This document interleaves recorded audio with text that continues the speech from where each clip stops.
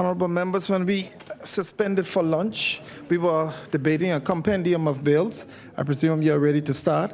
As many? The chair recognizes the honorable member for Fox Hill. So, thank you, Mr. Deputy Speaker. The last time, I believe, the Right Honorable Perry Christie was Prime Minister, he had the opportunity to host the heads of government meeting here in Nassau. And I remember the convening meeting was held at Sandals and their massive auditorium. And the special guest at that meeting, and I'm sorry I don't recall the actual year, was P.J. Patterson, the former Prime Minister of Jamaica. And in his address to the heads of government, Mr. Patterson pointed out that the growth industry for CARICOM was going to be and should be what is now described as the orange economy.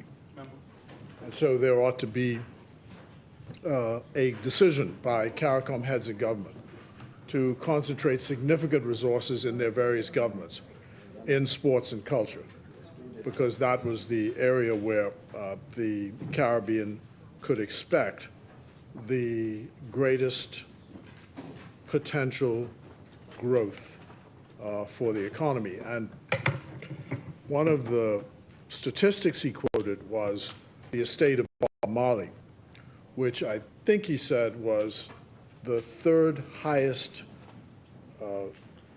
earning estate in that musical milieu, after, I believe, Michael Jackson's estate and the Beatles, maybe even Elvis Presley. But the Bob Marley estate earns significant amounts of money as a result of the intellectual property laws which protect the music of Bob Marley.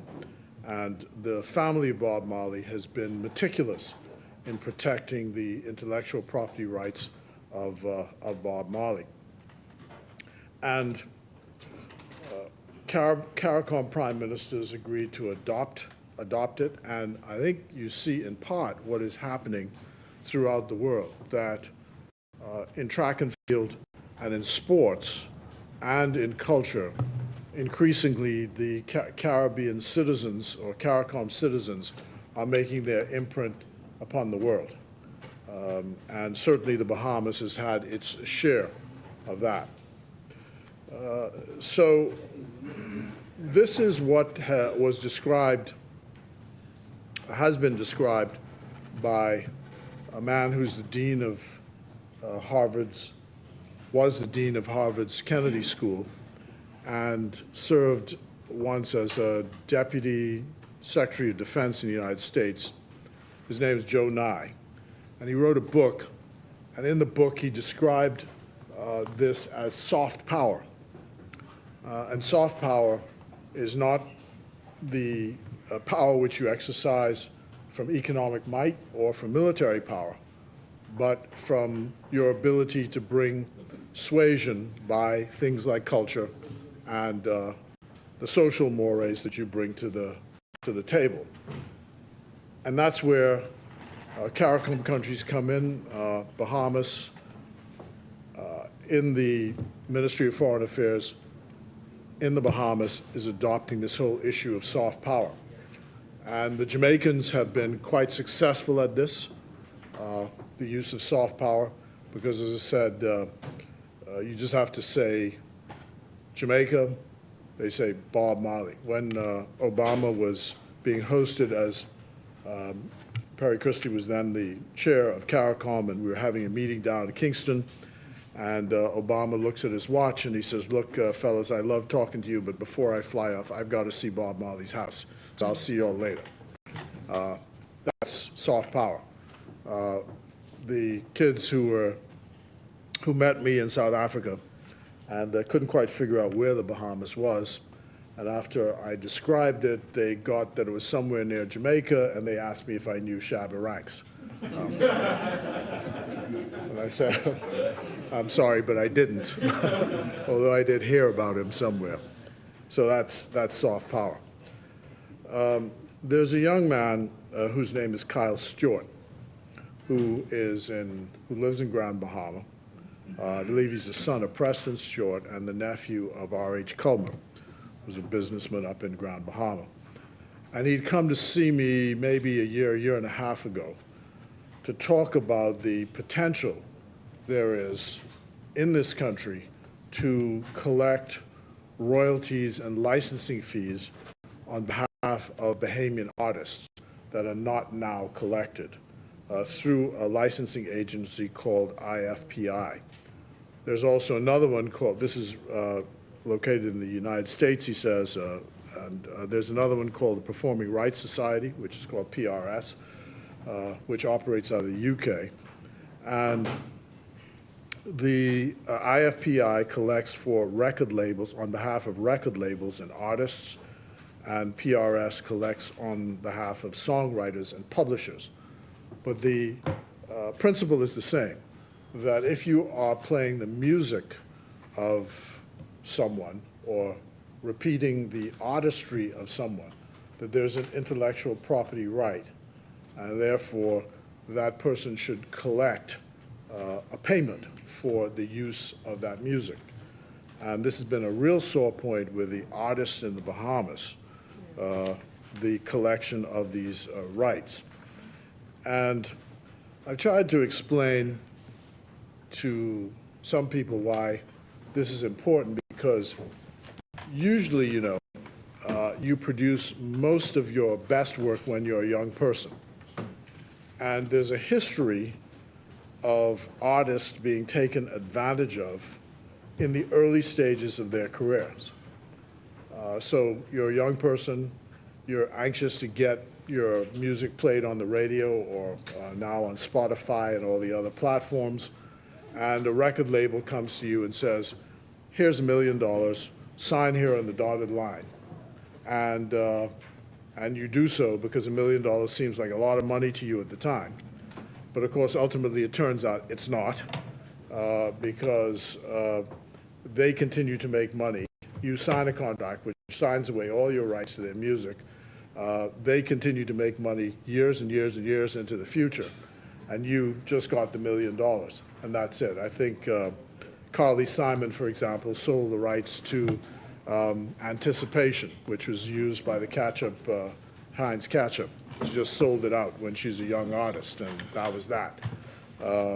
And so a number of people have gotten themselves caught in these situations. The most famous one in the United States, of course, was Prince, who decided he'd had it with Sony Music.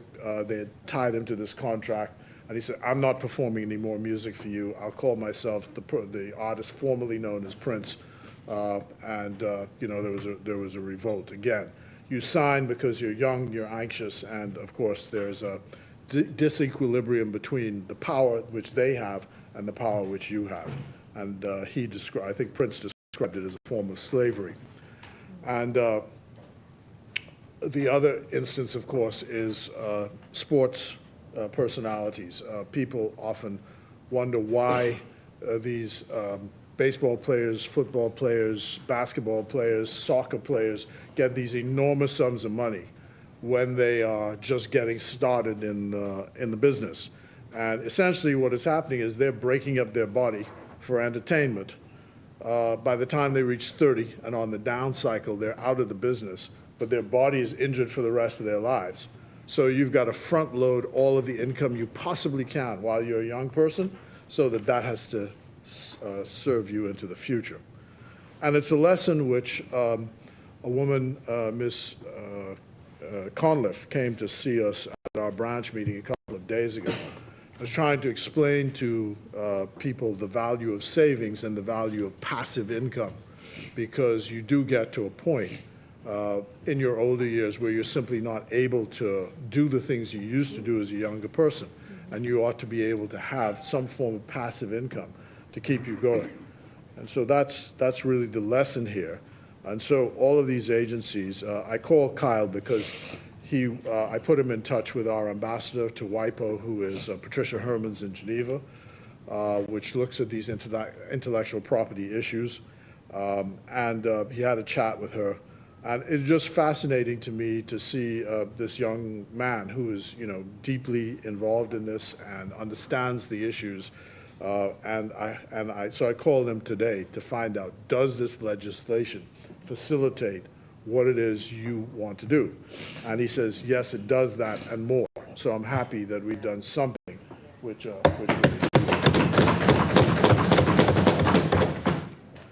So I hope this is, like the cannabis legislation, another growth area for Bahamians. And, there is a tendency in our society to think that governments do everything. So, whatever happens during the day, you call the member of parliament and he's supposed to fix the problem. But, in fact, most things are better done if you, the individual yourself, get on your bicycle or your horse and get the problem solved. And one of the things all of us have been trying to work on this side of the House, is to make it possible that our systems don't work because somebody has to make a call to somebody to get it done.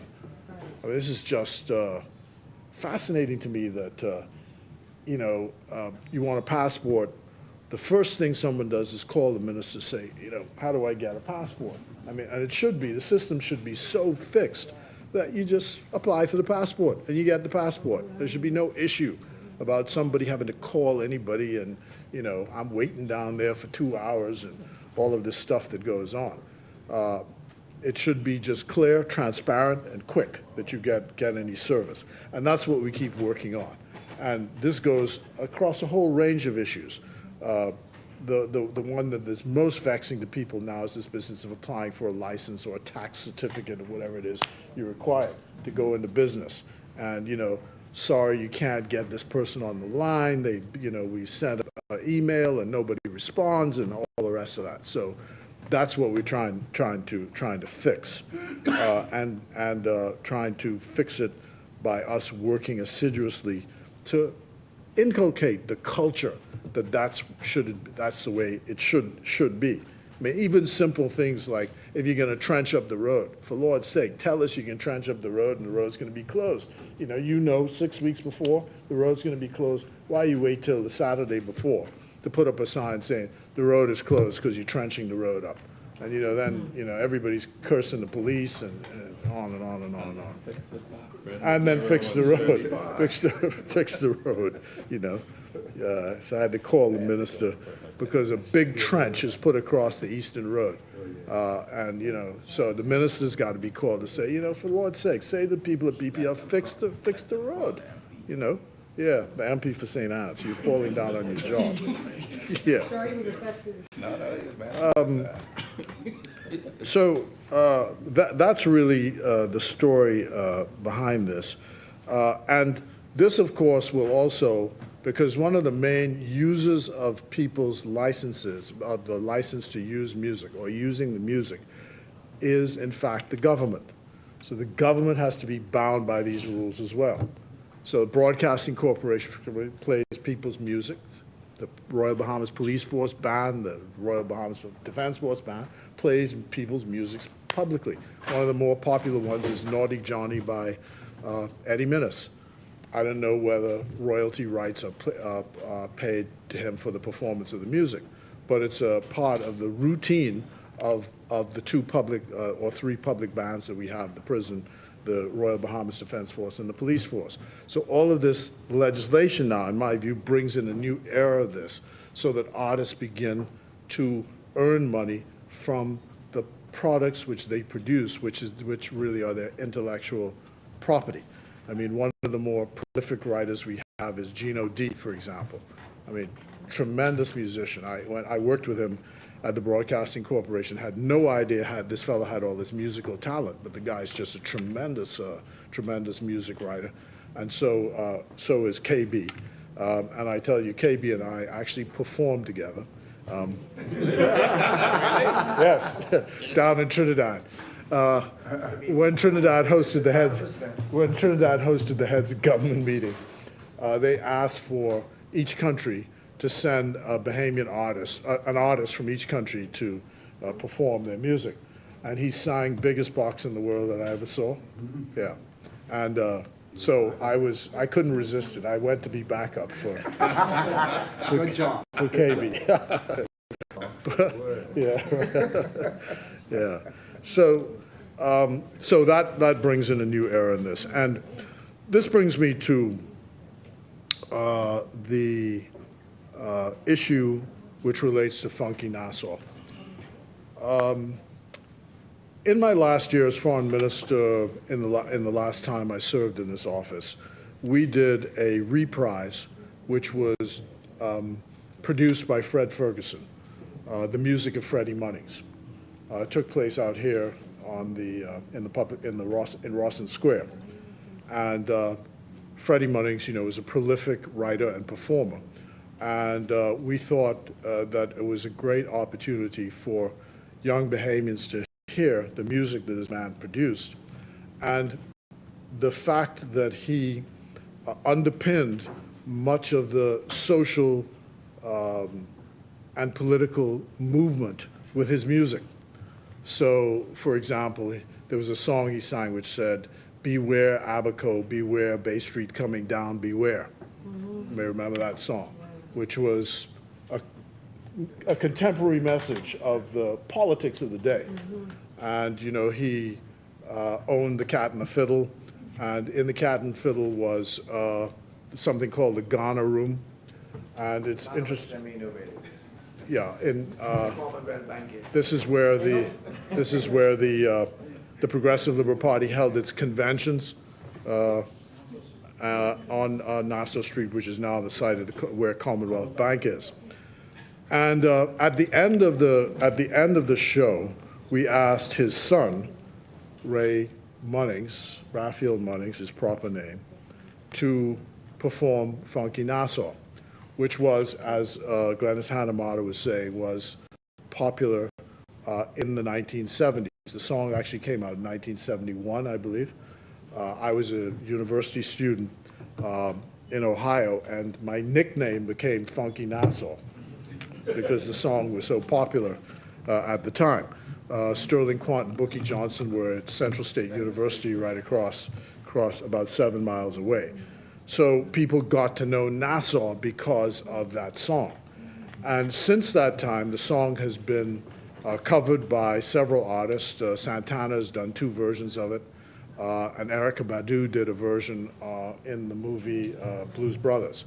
I think there was a third. I was just reading about it. But the song was actually written by Ray Munnings and my late friend Tyrone Fitzgerald Sr. And I'm advised that they still get royalties otherwise known as Dr. Off. They get royalties from the as writers of the song today. But the performing rights and the licensing are an issue, because I believe at one point there was an assignment of some of the rights for a limited period of time to Sony Records. That has expired, but Sony continues to claim the rights to the music.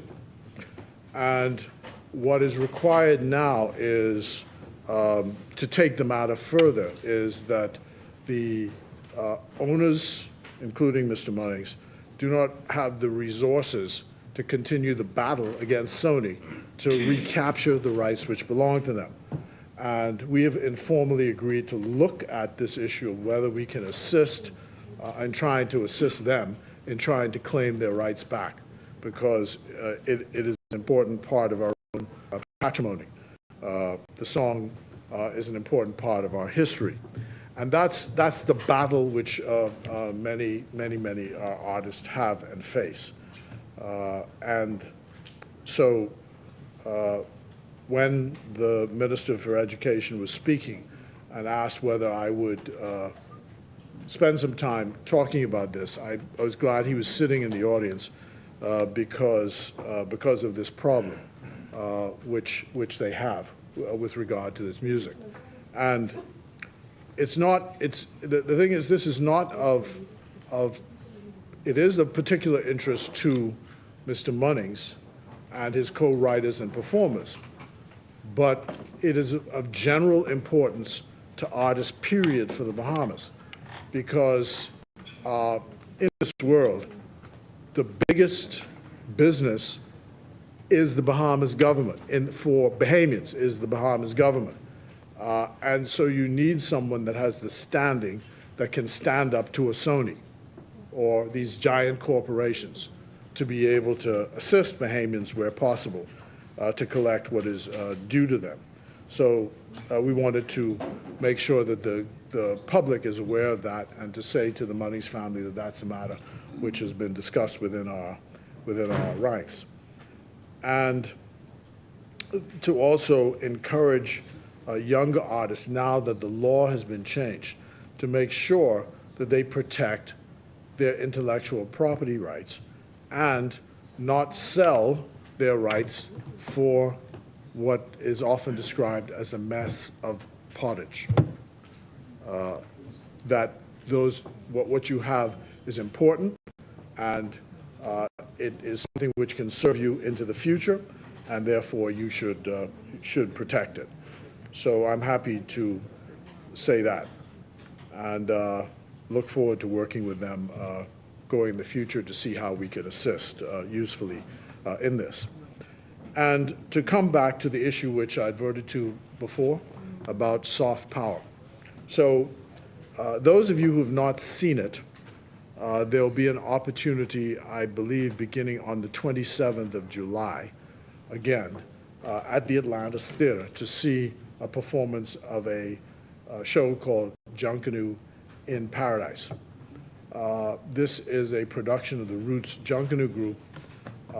The copyright, I'm told, is owned in part by Atlantis, who paid for its production. Fred Ferguson is the producer, as is Sammy Starr. I think a lady named Miss Darvel is also the director.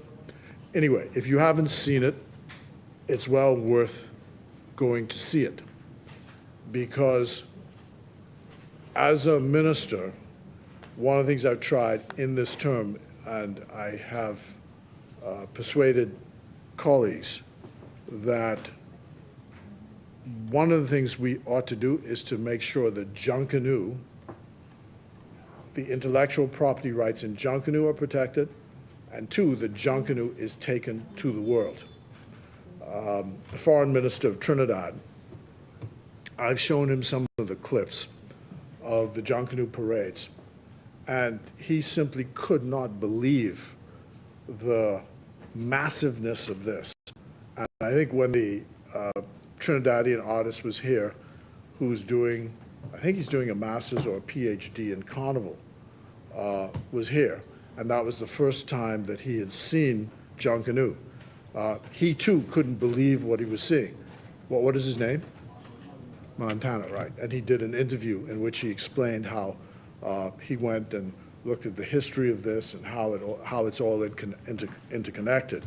And we know, of course, the fierce loyalty which people have to their Junkanoo groups.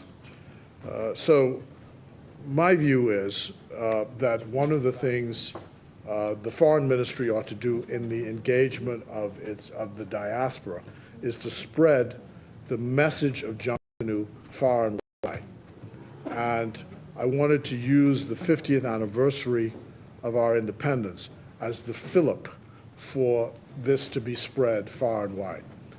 And last year, I saw the show because what, of course, is you need a writer, you need producers, you need a dramaturg, you need marketing to be able to spread this message far and wide. And I was building on what the South Africans did with Sarafina and its performance on Broadway. And my view is to ultimately find a product that can take Junkanoo to Broadway. And that's where we're now headed. The cabinet's agreed. There's now a ministerial committee across 4 or 5 ministries to discuss how we can take this project forward. There's a theater called the Olney Theater, which is in the precincts of Washington, D.C. I think it's actually in Maryland, in the state of Maryland. There is an Afro-Caribbean community and an African community in and around the theater. And there was a Bahamian working at the theater. She's a former schoolmate of the director of culture. Director of culture's name is?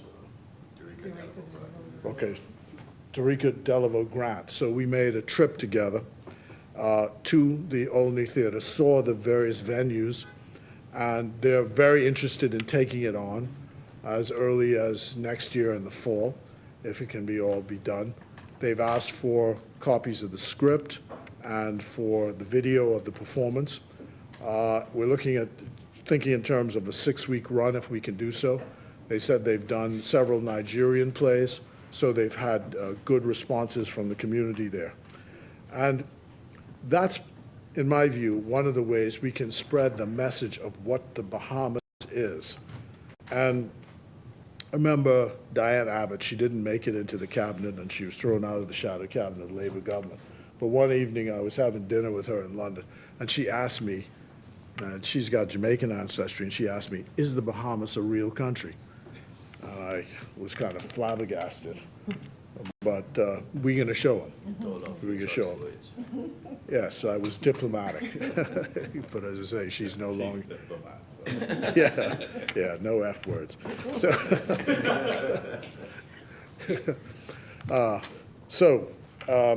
that is coming. And what I have been saying, and this is more of a general point, is that government is many times aspirational, and government leaders are oftentimes seem to be inspirational.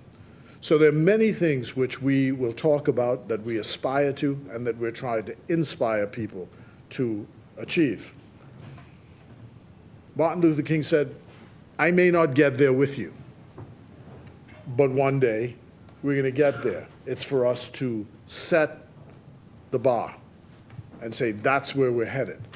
And that's with so many things.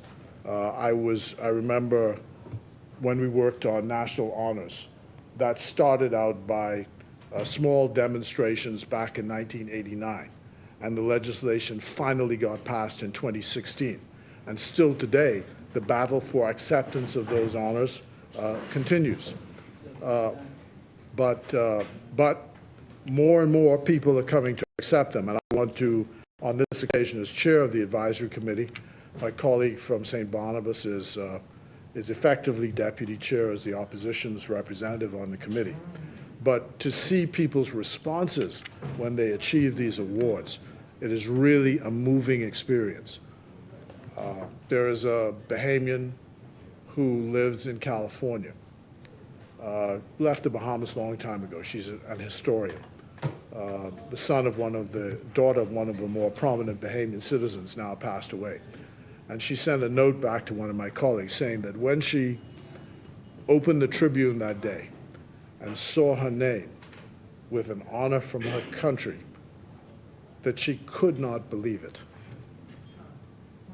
She couldn't believe it. And that's where we are. So I support the compendium of bills, all of them. This is a tremendous move in the right direction. I hope that artists can appreciate where we're headed with this and embrace the opportunities which it provides.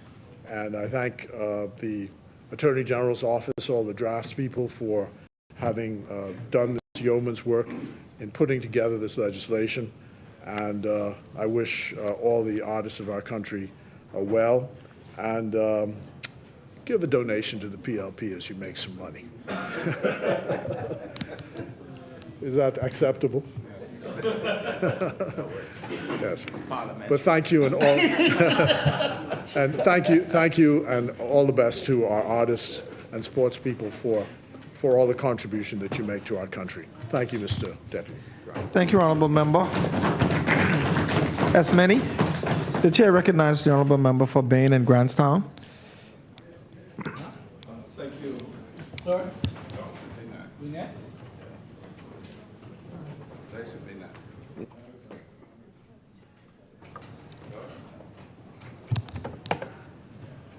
All right. Unless you want to go and then I'll go after.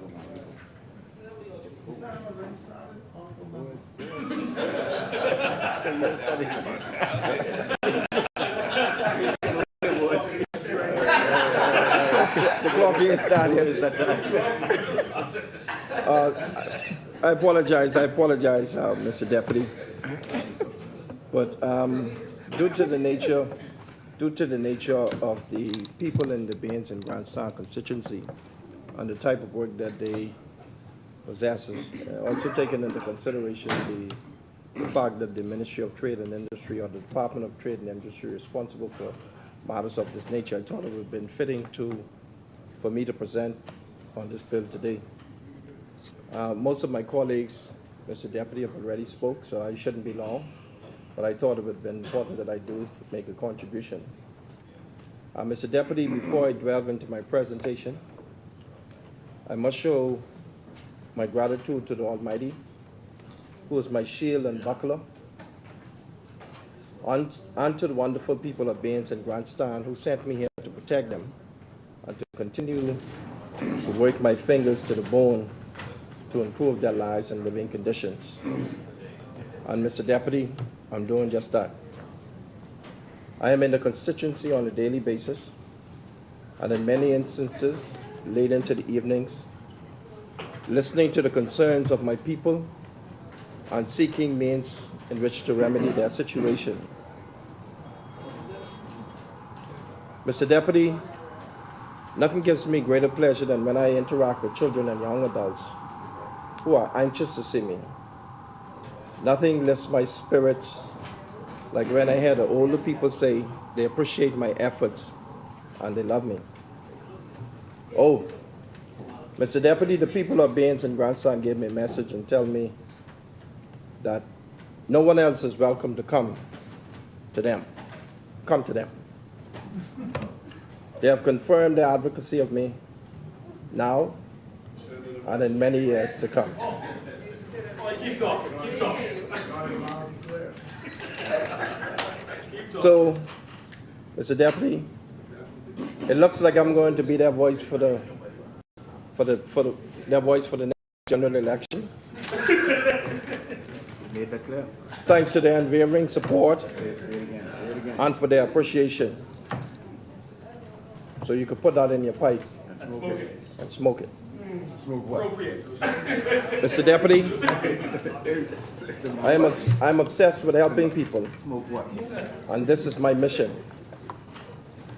The Progressive Liberal Party and Wade Watson are not just about the few, but for the many, especially those who are most in need, and like the constituents of Baines and Grandstand and other inner cities.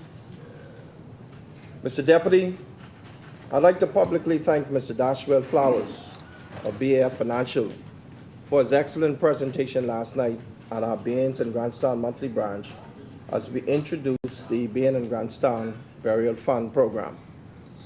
Thank you, Mr. Flowers. And I'd also like to thank my colleagues, the good member for North Abaco, Mr. Kurt Cornish, and the good member for Nassau Village, Mr. Jamal Strong, for paying us a visit, and also the constituency of Elizabeth and Fort Charlotte for being at our meeting last night. Mr. Deputy, I'd like to remind the constituents of Baines and Grandstand that our summer games will continue today at 5 p.m. on the Southern Recreation Grounds, where basketball competition will continue. I encourage all to attend and support the hundreds of young people, the hundreds of young children that are participating in these games. Mr. Deputy, I rise to support the Trademarks Bill 2024, the Patent Bill 2024, the Register of Records and Companies Bill 2024, and the Copyright Bill 2024. These pieces of legislation collectively seek to modernize the intellectual property framework in the Bahamas by providing an enabling environment for the protection, administration, and enforcement of intellectual property. It is believed that the first intellectual property rights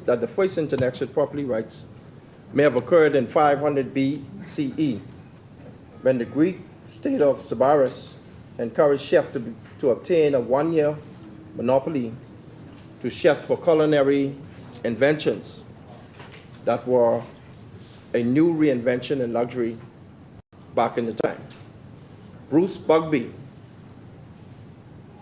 in the Genesis of American patent and copyright laws, refers to a judge at a literary contest in Alexandria who exposed competing poets for stealing the words and phrases of others. In this report, false poets were then tried, convicted, and disgraced for intellectual property rights or intellectual property theft. Mr. Deputy, in our blueprint for change, this Davis-led government promised to focus attention on the creative industries and on programs that would impact our youth by creating entrepreneurial opportunities in technology, arts, design, cuisine, film, and the entertainment. These bills are being debated today seeks to protect the creation of the mind, whether those novel creations are artists or technological in nature. There are several advantages to the bills that are being debated today. Several advantages to the bills that are being debated today. The first is that they will have wide-reaching positive impact on our people, especially our young people and the creatives and people in businesses throughout the Commonwealth of the Bahamas, whether they are startup businesses, small businesses, or medium-sized businesses. Academics, inventors, artists, and ordinary citizens are all potential beneficiaries of these bills because there will be greater protection of the intellectual property rights by the right holder, consistent with the copyright, trademarks, and patents.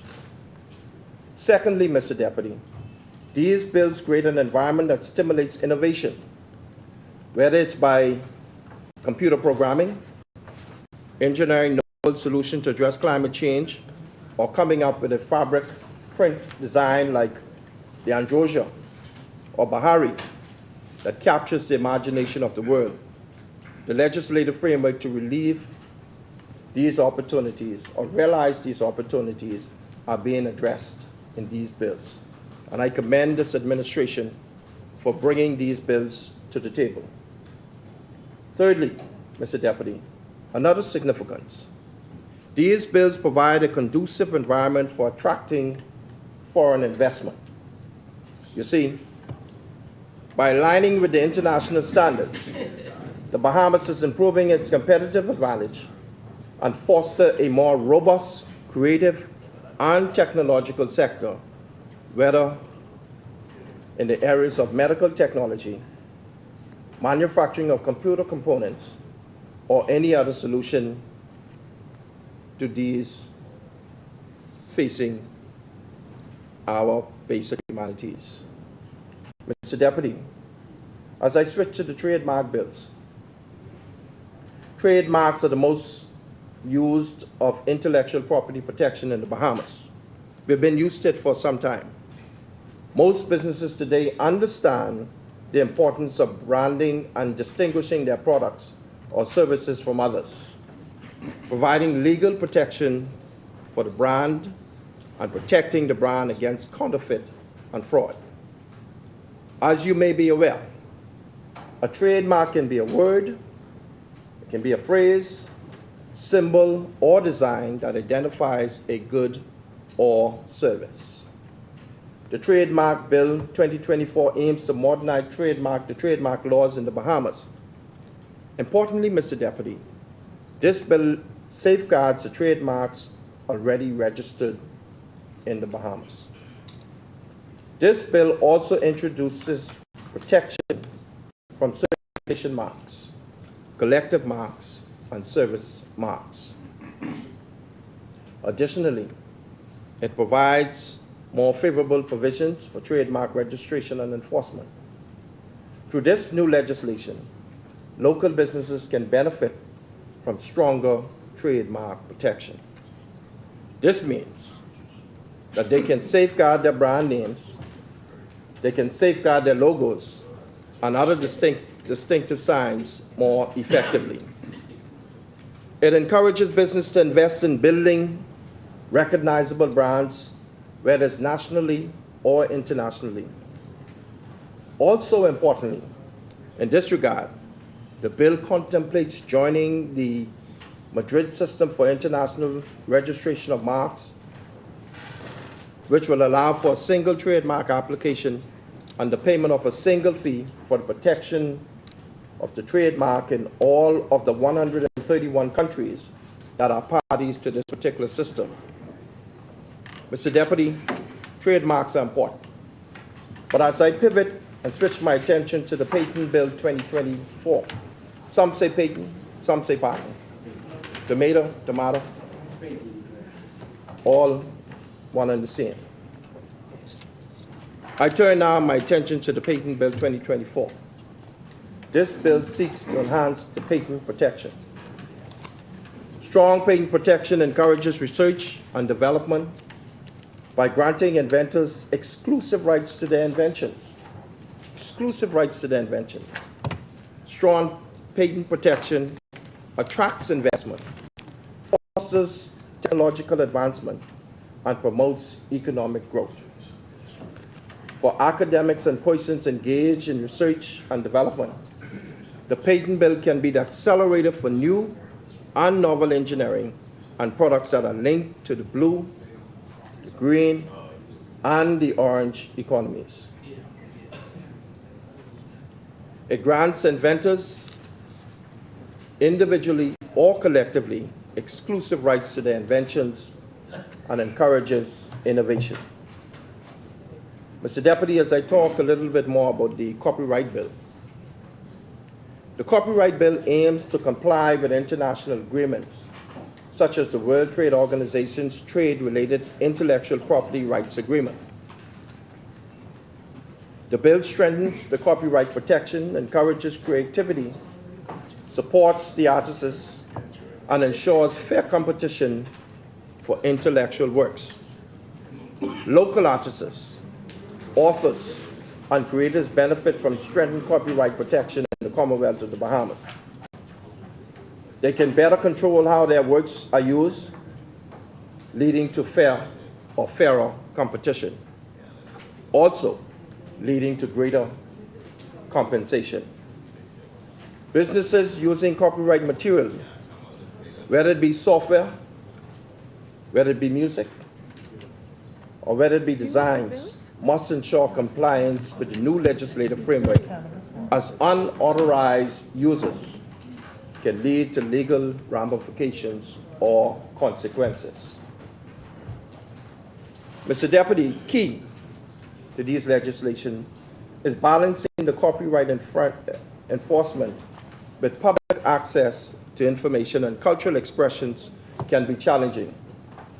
This legislation seeks to strike the right balance, which is essential for a thriving creative ecosystem. The institutional framework.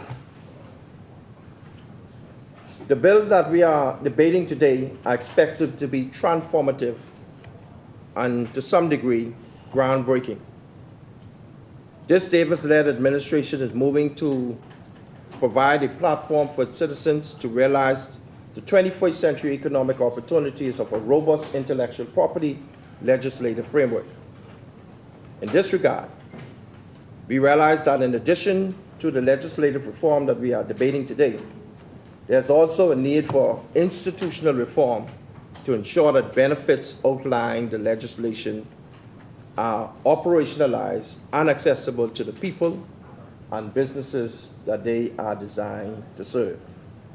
In this regard, the Patent Bill 2024 makes provision for a separate intellectual property registrar, distinct from the company's registrar, and I think we heard much about that today.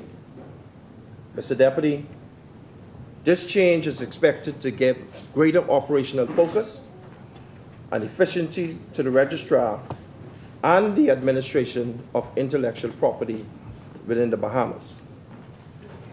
Implementing these new laws will require significant resources and training for the staff of the Intellectual Properties Office and enforcement agencies like the police and the Customs Department. Additionally, businesses and individuals will need to adapt the new regulations, ensuring compliance and raising public awareness about the importance of the intellectual property rights, which will be crucial for the success and adoption of these bills. These are investments that the government is willing to make because these intellectual property bills present opportunities for economic growth and innovation within the Commonwealth of the Bahamas. Preparing for these bills are critical.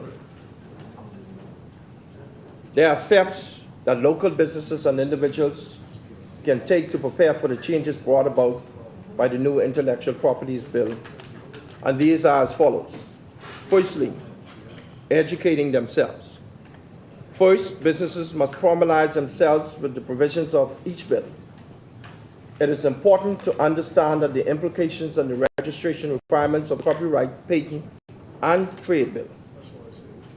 Second, I would encourage businesses, especially those businesses within the Baines and Grand Saint constituency, to attend workshops, webinars, or seek legal advice to stay informed of the new or on the new legislation.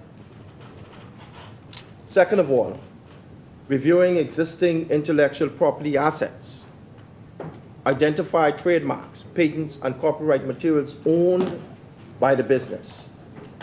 Evaluate whether existing assets need to be updated or registered under the new laws. Thirdly, Mr. Deputy, trademark registration. We know about the big story. We know about the incidences in the Bahamas. If businesses haven't already registered its trademark, now is the time to do so. Consider seeking professional assistance for trademark searches and registration. Fourthly, Mr. Deputy, reviewing your licensing agreements. This is very important. Businesses that license intellectual property, example, software, music, or designs, should review their agreements forthwith and ensure compliance with the new copyright provisions. Fifthly, Mr. Deputy, innovation strategy. For research and development focused businesses, assesses how the patent bill impacts their innovation strategy. It's important. Do a complete assessment. Ensure that you are complying with the new patent right bill. Consider filing patent applications for novel inventions. 6, Mr. Deputy, employee training. Train employees on intellectual property rights. Train employees on enforcement. And businesses must be competent enough to train the employees as it relates to compliance. Create an intellectual property or IP policy within their organization. Very critical. Budget allocations. Allocate resources for legal advice. Allocate resources for registration fees. And allocate resources for potential enforcement actions. Budget for ongoing trademark renewals and patent maintenance is vital. And lastly, Mr. Deputy, in this regard, staying updated. And businesses and individuals are encouraged to monitor official government announcements regarding the bills and its implementations. Join industry associations or networks to safeguard and stay informed, to be safeguarded and stay informed. Mr. Deputy, these bills, very important. It aligns and it brings the Bahamas in alignment with international standards. We've been operating from time immemorial without these proper bills being in place. And I think, and I am so happy to be a part of this administration and being a part of the process and seeing these bills come to fruition. I am grateful for the opportunity to debate on these bills. But before I close, I'd like to highlight the countries within the region and the world that are taking full advantage of the economic potentials of intellectual property to bring opportunities to youth and women. The steel pan is a musical instrument made from the discarded steel drums. We know of it in Trinidad.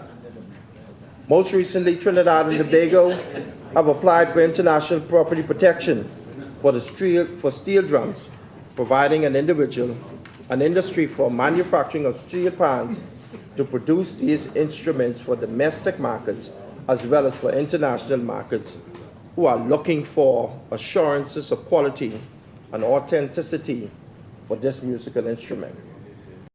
Mr. Deputy, we can do the same for cowbells, goatskin drums, and also for my wood carver friend on Lewis Street, who I call Rat. You all may know him. Affectionately known. Thank you very much. Thank you very much, Senior. In Cape Verde, a country similar to the Bahamas with respect to population and geography on the west coast of Africa, investment in a robust intellectual, this is important, investment in a robust intellectual property framework move that country from number 100 on the World Intellectual Property Office Global Innovation Index in 2020 to the rank of 91 in 2023 on that same report. The amount of revenue received from the intellectual property from 100 from 2023 years, from 100 in 2020 to 91 in 2023 is significant, and I don't have the exact figures, but that is a significant source of revenue. Additionally, Mr. Deputy, revenues for intellectual property offices have increased significantly. We see the same happening here in the Bahamas. Mr. Deputy, this Davis-led administration is not sitting idly by. I wonder what they was doing during the COVID. What was the opposition doing during the COVID? This Davis-led administration is not sitting idle while we move things along. In collaboration with the European Union-funded Caribbean Regional Intellectual Property Office, we are in the preliminary stages of a project to support producer groups such as those in sponge and salt to take advantage of the intellectual property to market their products locally as well as internationally. These bills that are being debated today support our pledge in the Blueprint for Change to provide opportunities for youth and the creatives. Before I conclude, I'd like to publicly thank Mrs. Raquel Pinder, the Director of Trade and Industries in the Ministry of Economic Affairs, for assisting with this presentation. Mr. Deputy, I again state how emphatic and excited I am to be a part of this process. I state how important this is to the people of Baines and Grandstown, Mr. Deputy. And for that, the people of Baines and Grandstown accepts and supports the adoption of these bills. Thank you very much, and God bless.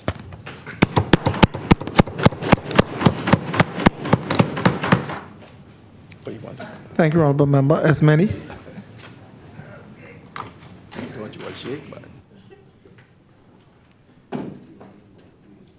The chair recognizes the honorable member for St. Barnabas.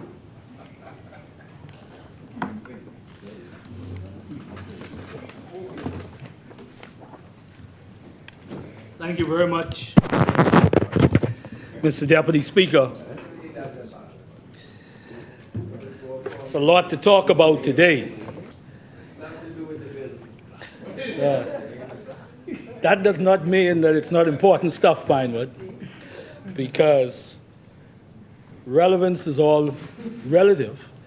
And the Bahamian people have a number of concerns, not just about what we are debating here today, but issues that continue to impact their everyday life. But as I rise, Mr. Deputy, I give thanks to Almighty God for allowing me to be here today and to wake up this morning in what I will always say is the greatest country in the world, Mr. Deputy. Mr. Deputy, the question of relevance always comes up in our debates. And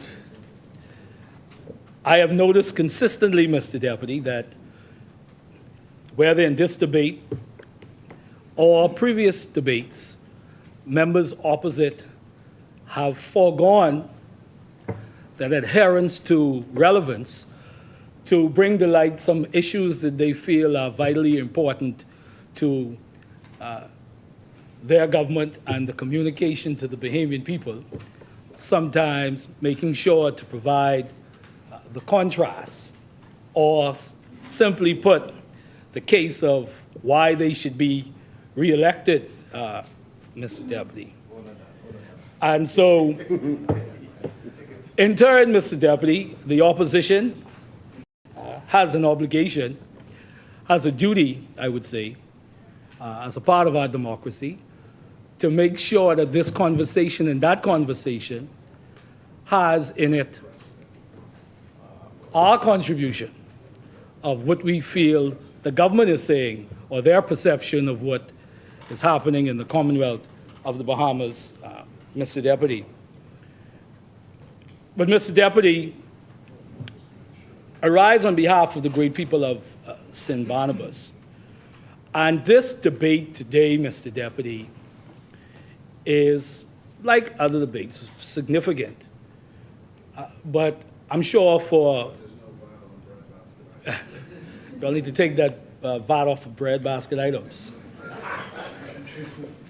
But Mr. Deputy, this debate in many ways, in my view, cuts to the very heart of what it is that we all have come here to do, aspired to be in Bahamian politics, and as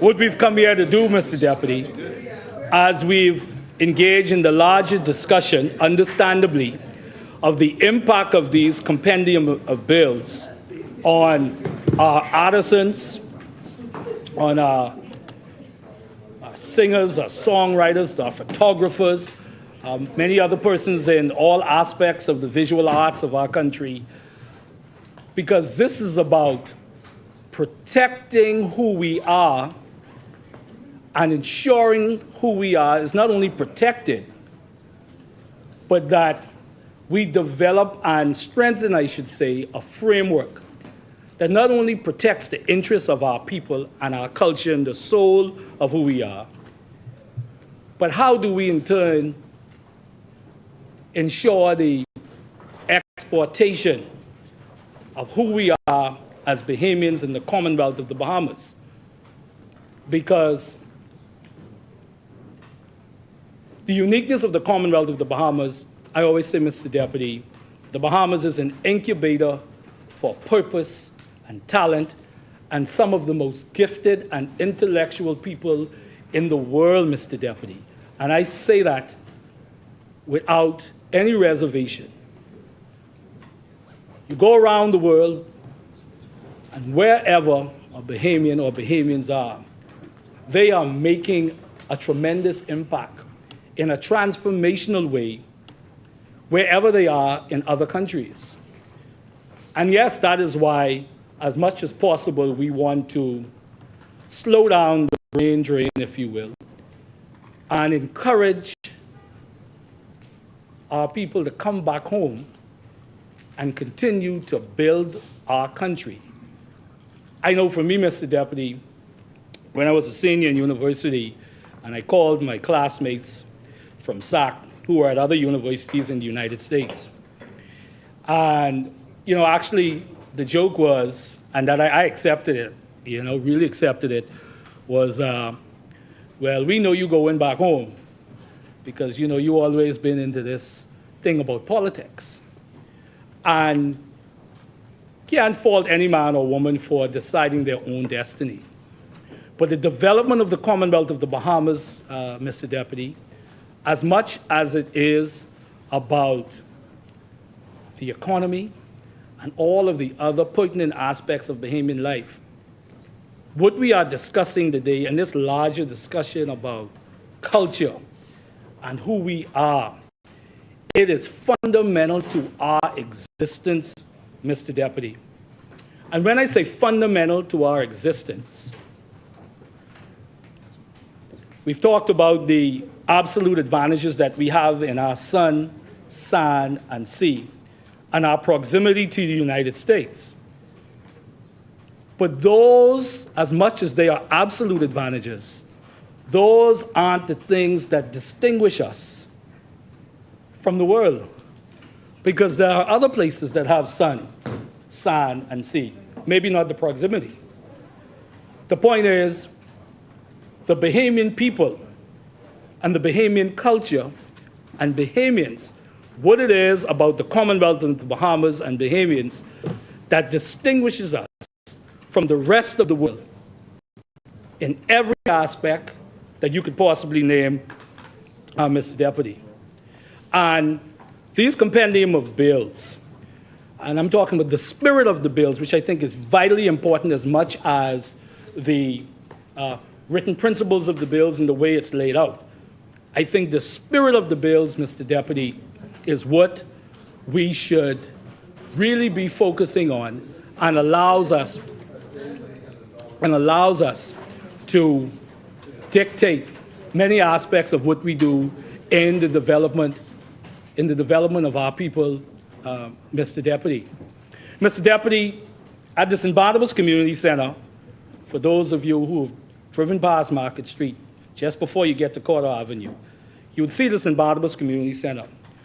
And we were blessed to have the involvement of Alan Pacino Wallace, who's a local artist. And he did murals for us on the community center. And when we sat down, he said, well, Mr. Cartwright, what is your vision for this mural? I said, listen, I want to be sure to promote some cultural icons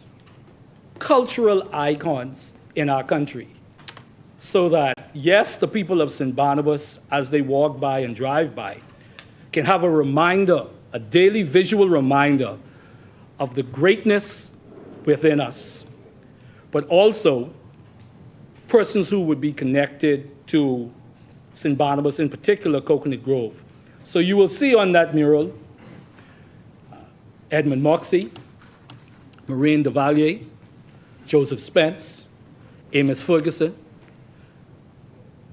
icons, cultural icons, Mr. Deputy, because again, culture is the soul of a nation.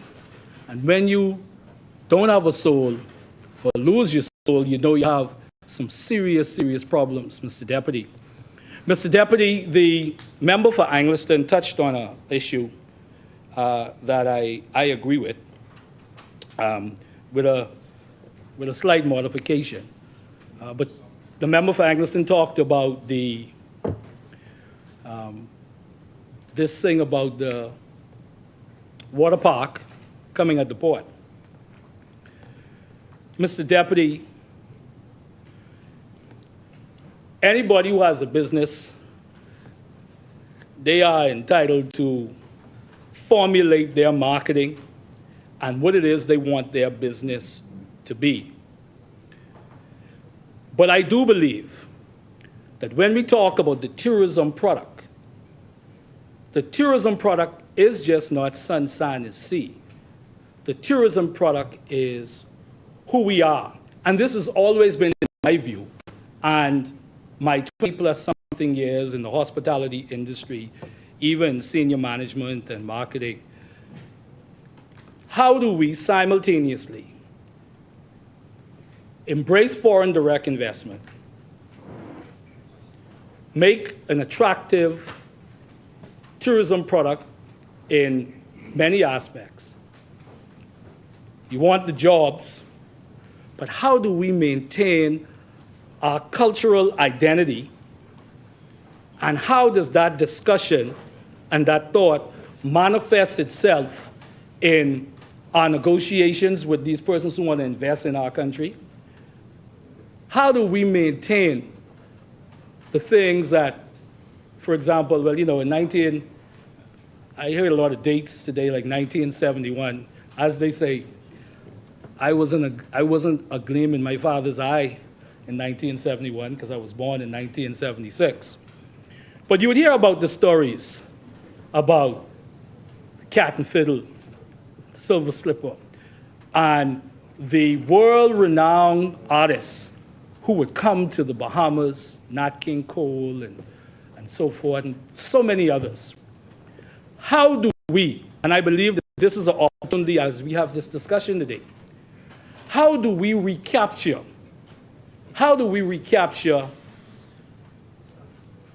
that part of Bahamian life? That part of Bahamian life, Mr. Deputy. Mr. Deputy, the tourist, the visitor that comes to the Bahamas for the first time, in my experience, they come in for the most part, let's say the proximity or the sun, sand, and sea. But you know what encourages that guest to come back a second time? Is the Bahamian experience that they experience when they hear the first time. That experience, that exchange with the Bahamian,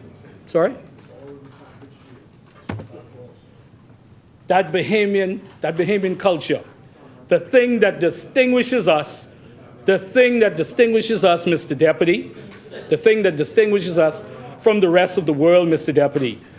You know, our food, our singing, our music, Mr. Deputy. Mr. Deputy, and this is not a political statement. This is not a political statement, Mr. Deputy. But it's taking us 40 plus years or more to redevelop downtown. That's not a political statement. The point I'm making is, as a Bahamian, even as the port, as they market their product, and now talking about a water park, which they feel will help their business, right?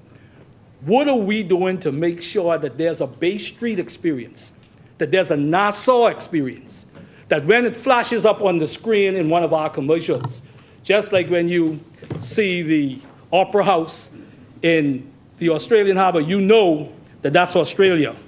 What are we doing to ensure that the experience here on Bay Street and in Nassau is such that when it flies up on the screen, a visitor who's been here before can say, oh man, that's Nassau. Or the person who has not been here before, even before they hear the name, where's that?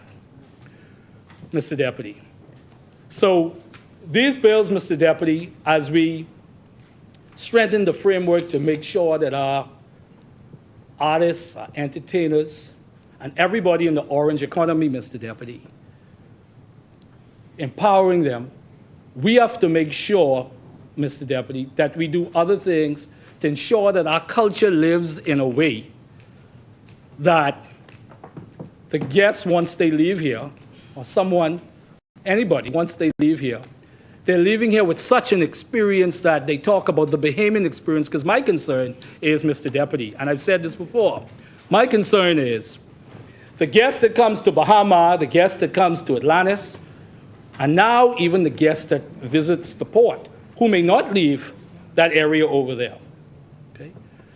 Are they coming to the Bahamas?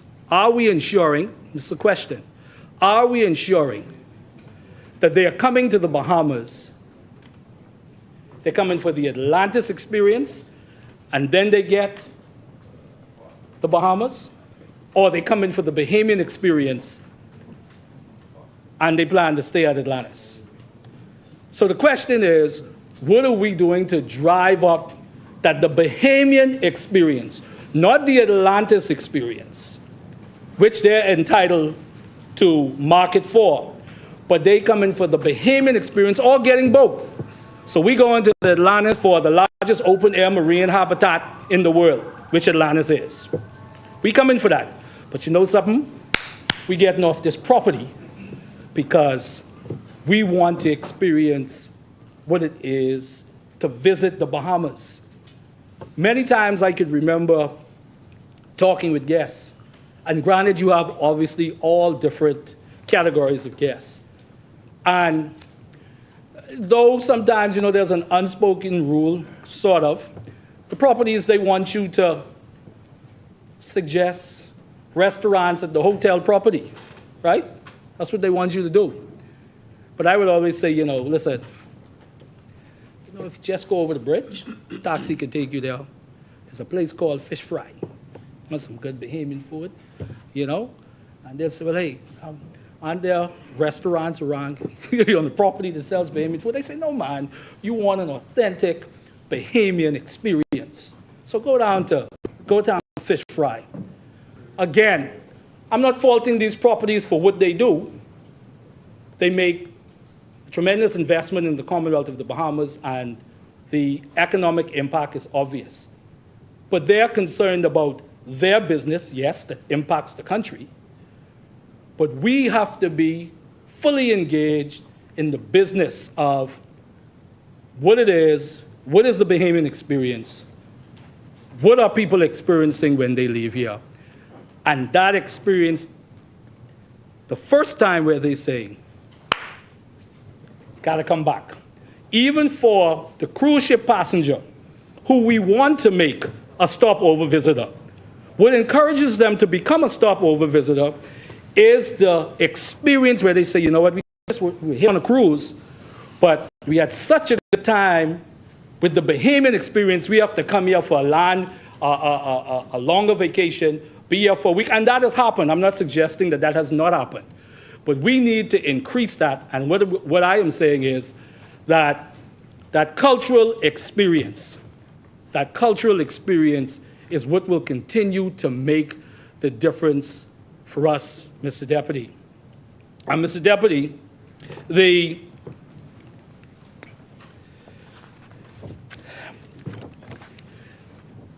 I remember I was born in 1976, but, you know, I could remember because we were living out in Mount Pleasant at the time. So, you know, you'd always take we used to call it, take the long ride from uptown to go to Mount Pleasant. And so I always remembered passing, for example, Compass Point. And even as a young boy, you knew that that was a record studio, and you heard about stories about what was happening there, Mr. Deputy. And this article here says, when Nassau, Bahamas was the center of the music world, just talking about what existed here in Nassau, at the studios out there, and what Mr. Blackwell and many others would have created at that time, and what Nassau was, and what Nassau can be again, Mr. Deputy, because we have the talent here, Mr. Deputy. And it says here, between roughly 1977 and 1987, Compass Point, founded by legendary producer Chris Blackwell, was arguably the center of the music world, Mr. Deputy. The center of the music world. We can do it again. We have the ability. the Caribbean Gateway where the 80s were recorded. Talking about Nassau, Mr. Deputy. This isn't something that we have to be just nostalgic about. This is something that we can create again, Mr. Deputy.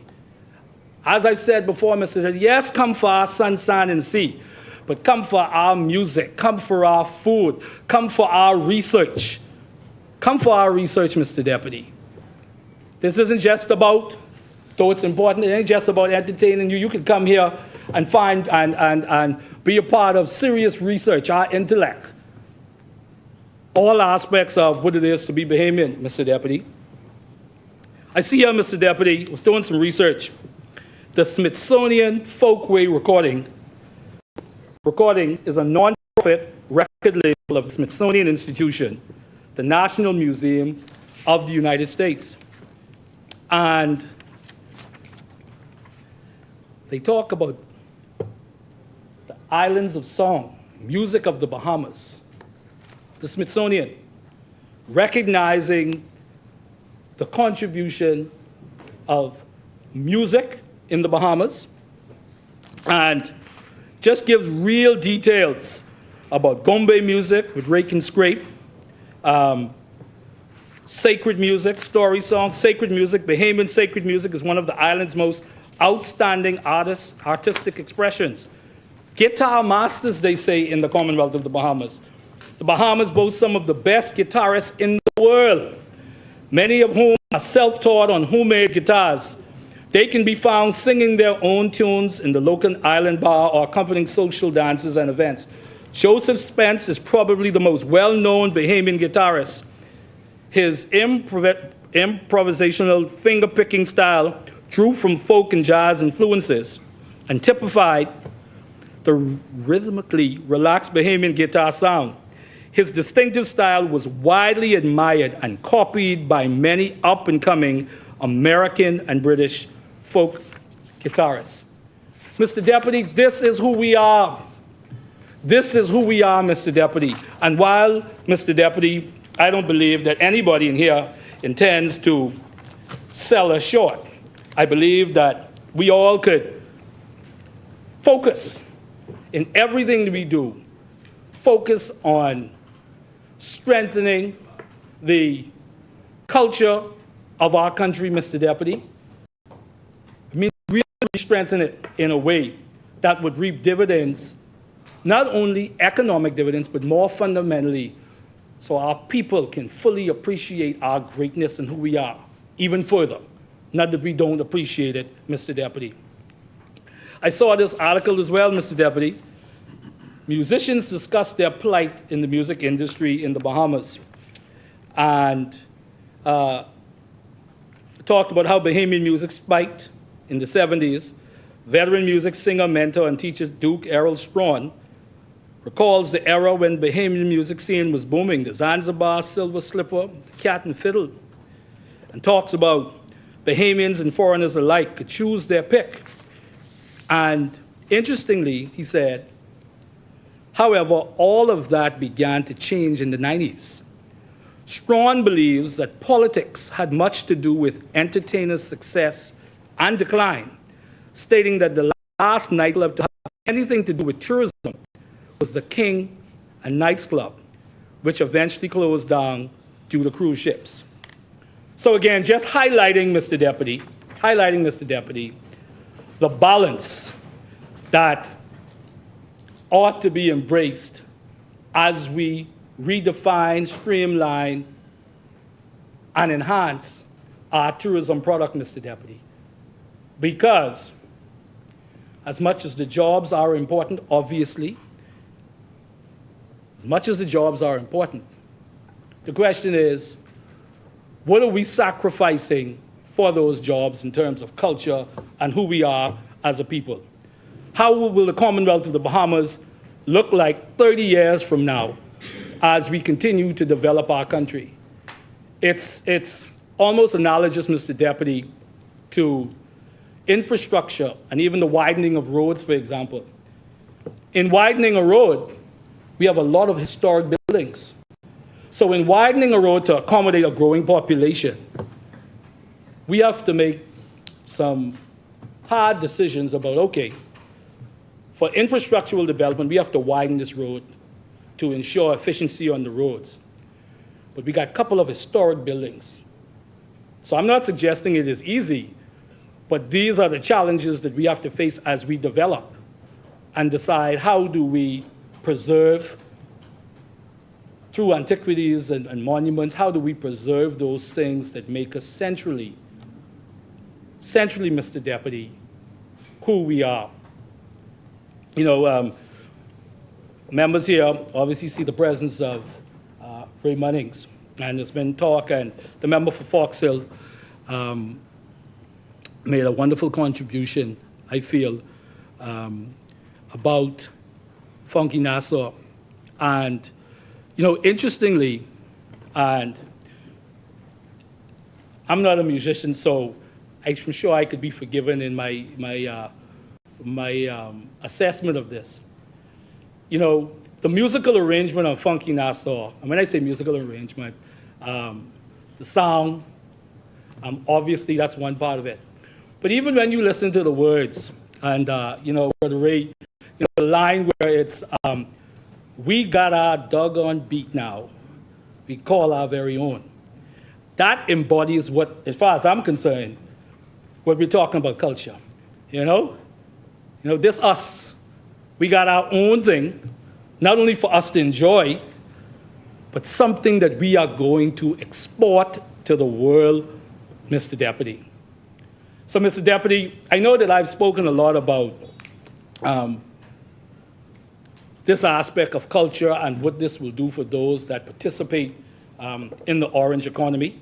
Obviously, the leader of the opposition is well known and prolific for his mastery in a lot of aspects of culture and the orange economy. So I frankly do look forward to his contribution.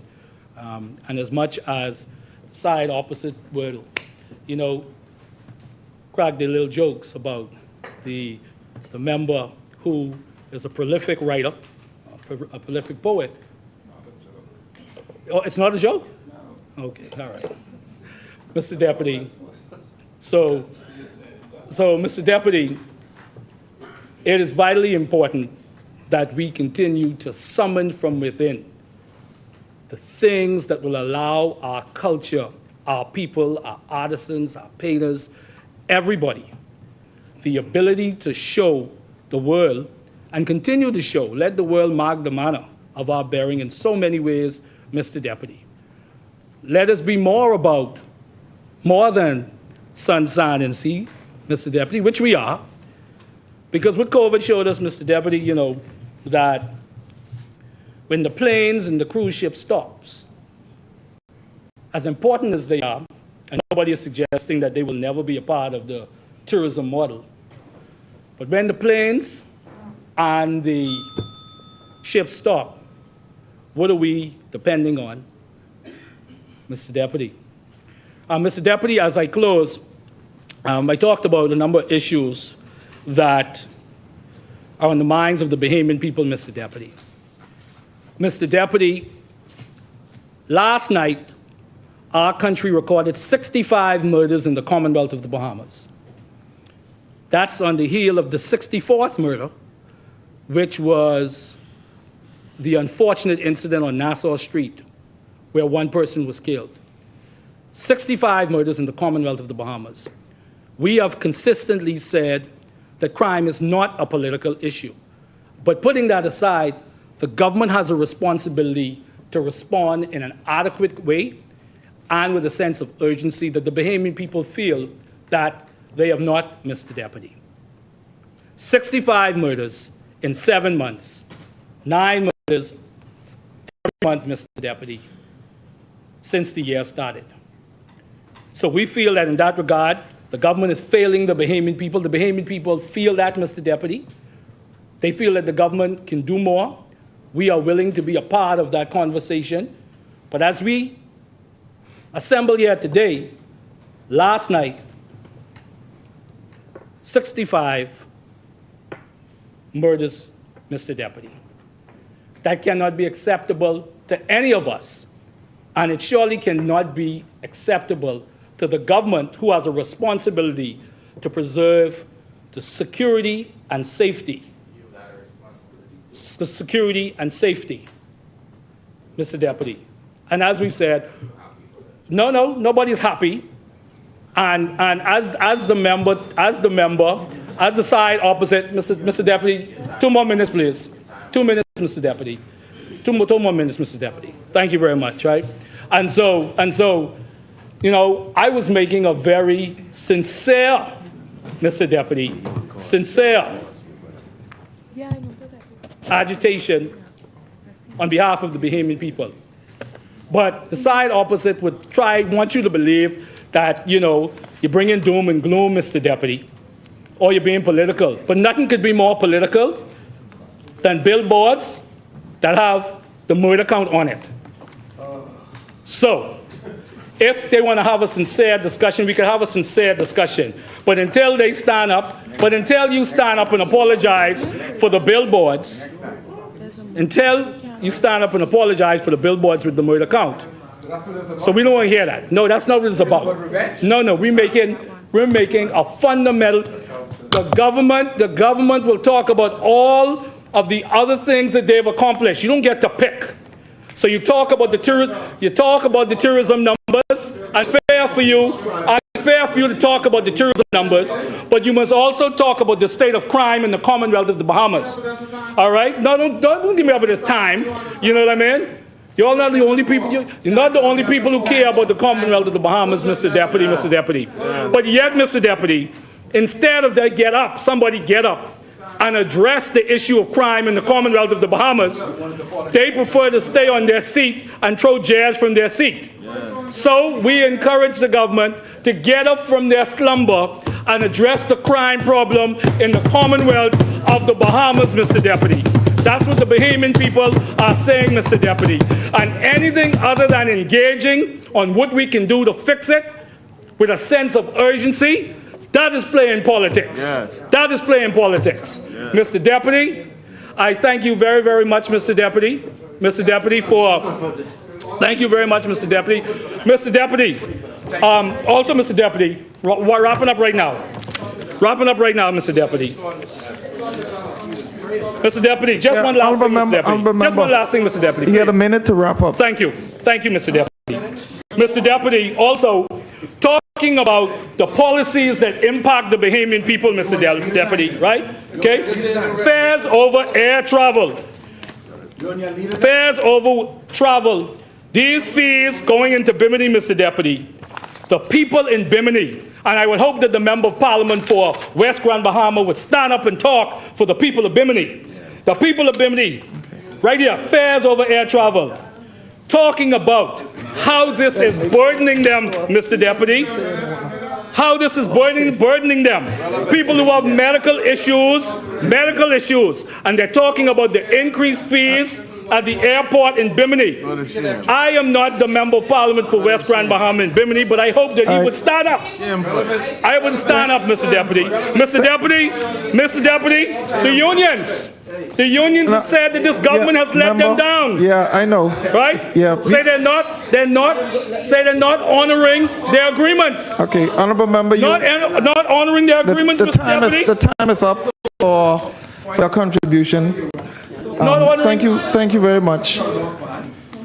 The chair recognizes the honorable member for Golden Gates. Does St. Barnabas have a document where the unions are saying this? Because I have many documents that say otherwise. Okay. So if so, he should share them. Because I'm not aware of any unions who I meet with very frequently. All right, honorable members. And no agreements that are being honored. Okay, no, hold on. We're not going on that road right now. Let's stick to the bill that we're debating.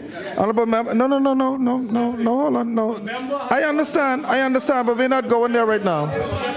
As many? Mr. Deputy, if I may. Mr. Deputy. As many? The honorable member got a point of order, Mr. Deputy. Yeah, Please have the chance to reply. No, I didn't give her a chance to finish. No, Mr. Deputy, she already said. No, I didn't give her. Mr. Deputy, the honorable member got a point. Yeah, we're not going there today. Stop on, Mr. Deputy. Okay, the chair recognizes for Marco City. You can get back in member statements on that. Mr. Deputy. Yeah. Government not honoring industrial not from a union. This is from the president of the TUC.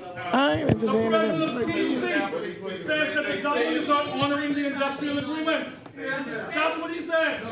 Yeah. No. Honorable members, yeah, as far as I'm concerned, I'm finished with that, you know. I'm pretty much done with that. Mr. Deputy Speaker. Do you all have a next member so we can start?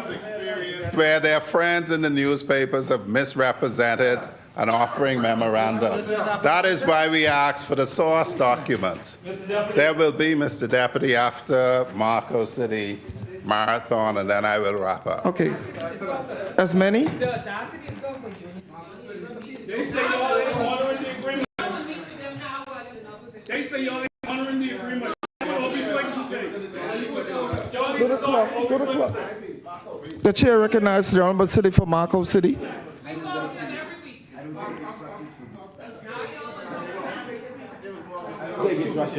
Start the clock. Wrong person, my brother. Start the clock. You should want that clock to stand still. The faster it runs, the sooner you'll be out of here. Mr. Deputy. Mr. Deputy, Members, I thank Almighty members. God and the members of the Marco City community for this opportunity to be in the House of Assembly in what is the greatest country on the globe. Bahamians are as gifted as anyone else, anywhere else in the world. In my freshman year at Tuskegee University, one of the speakers that came to speak to us was Patricia Russell, and her theme was excellence, and she talked about making no excuse, excellence without excuse. And she said into my mind and the minds of so many young people that as a people we are exceptional. In the Bahamas, we are gifted on so many levels, but in so many ways that collection of gifts have not reached the level that it ought to. I believe today these pieces of legislation contribute to creating opportunities for more Bahamians who are a part of the creative arts, those that are in manufacturing. Not just the orange economy, but also the blue economy benefits from the legislation that is before us.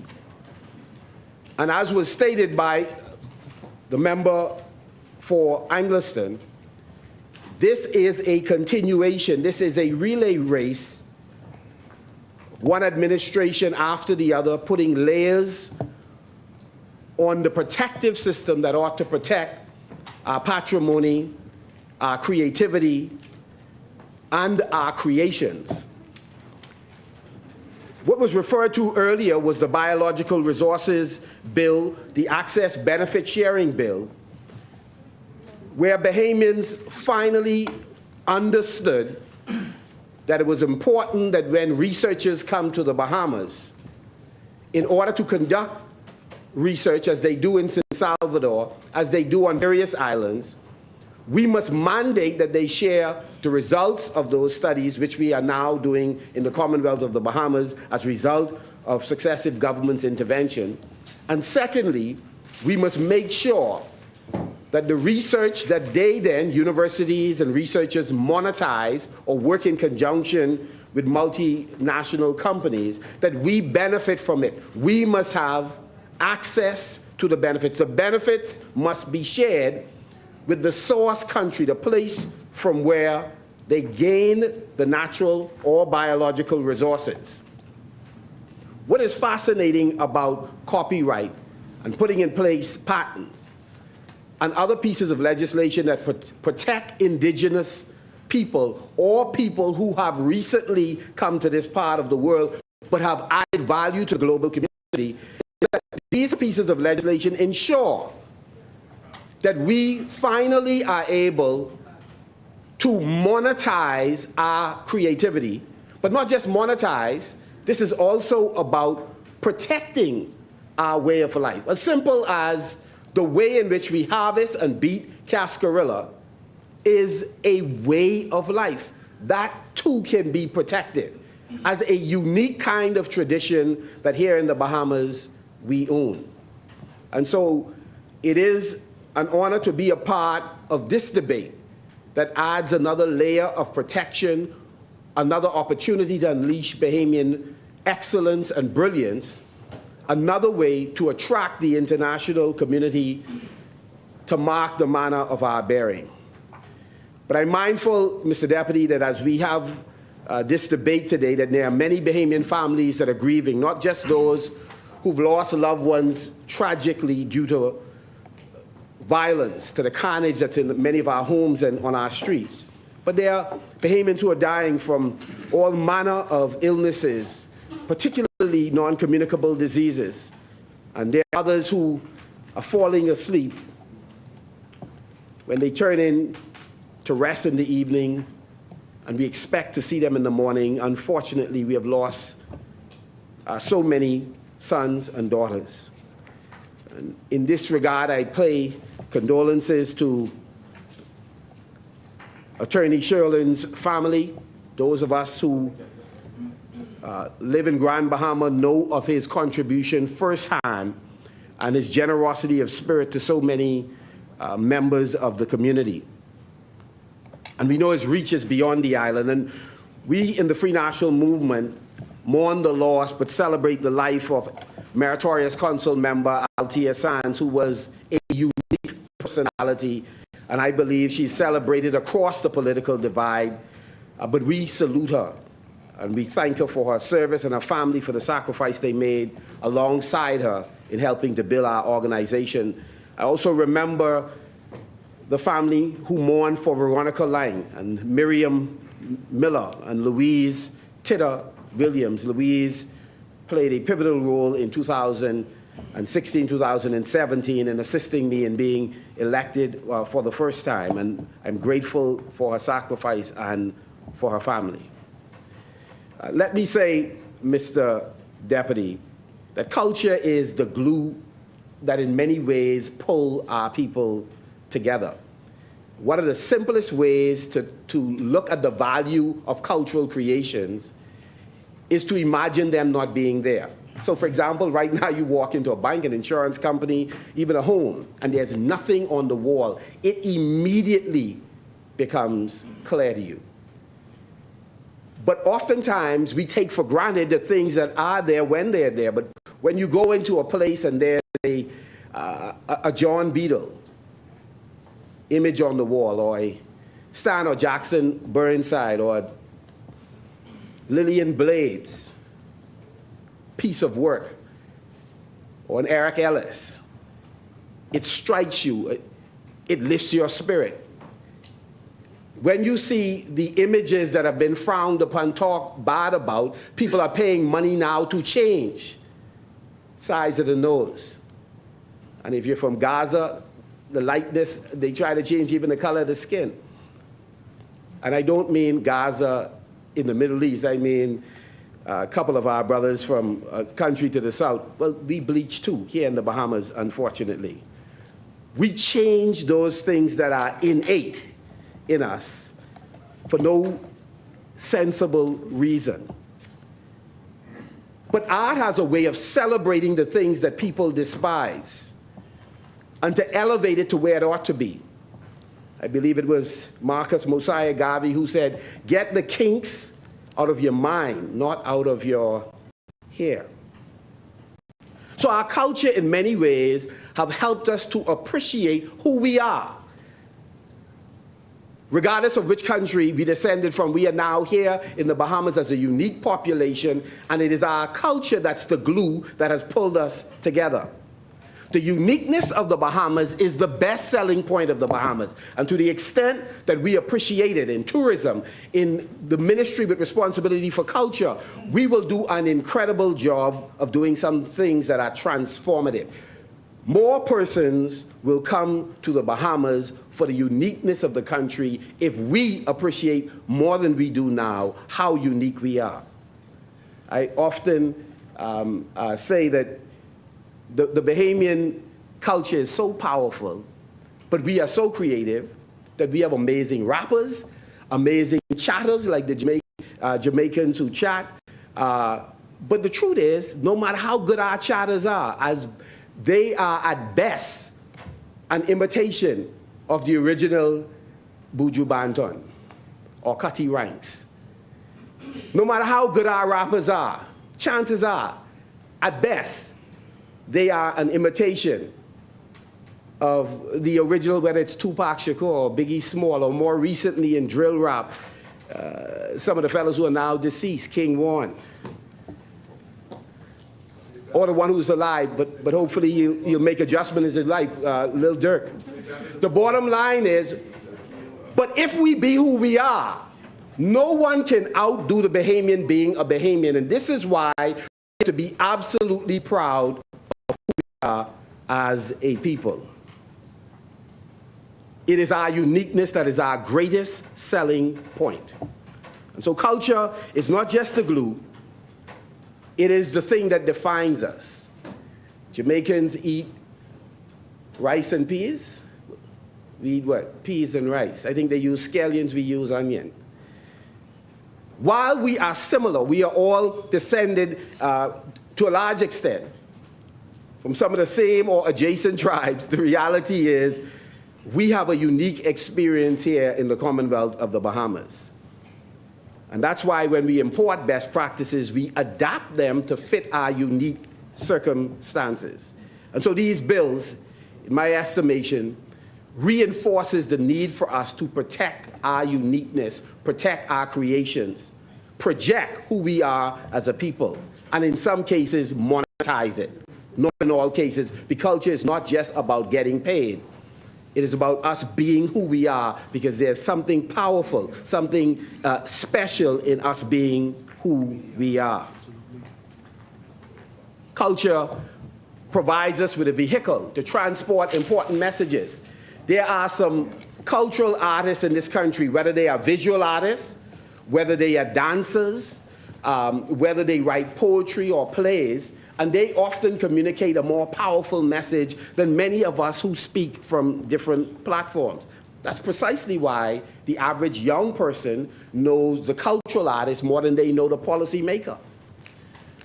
And that cultural artists, including poets, including playwrights, are not the stopgap measure in between serious things on a program. We are serious when we appear on the program.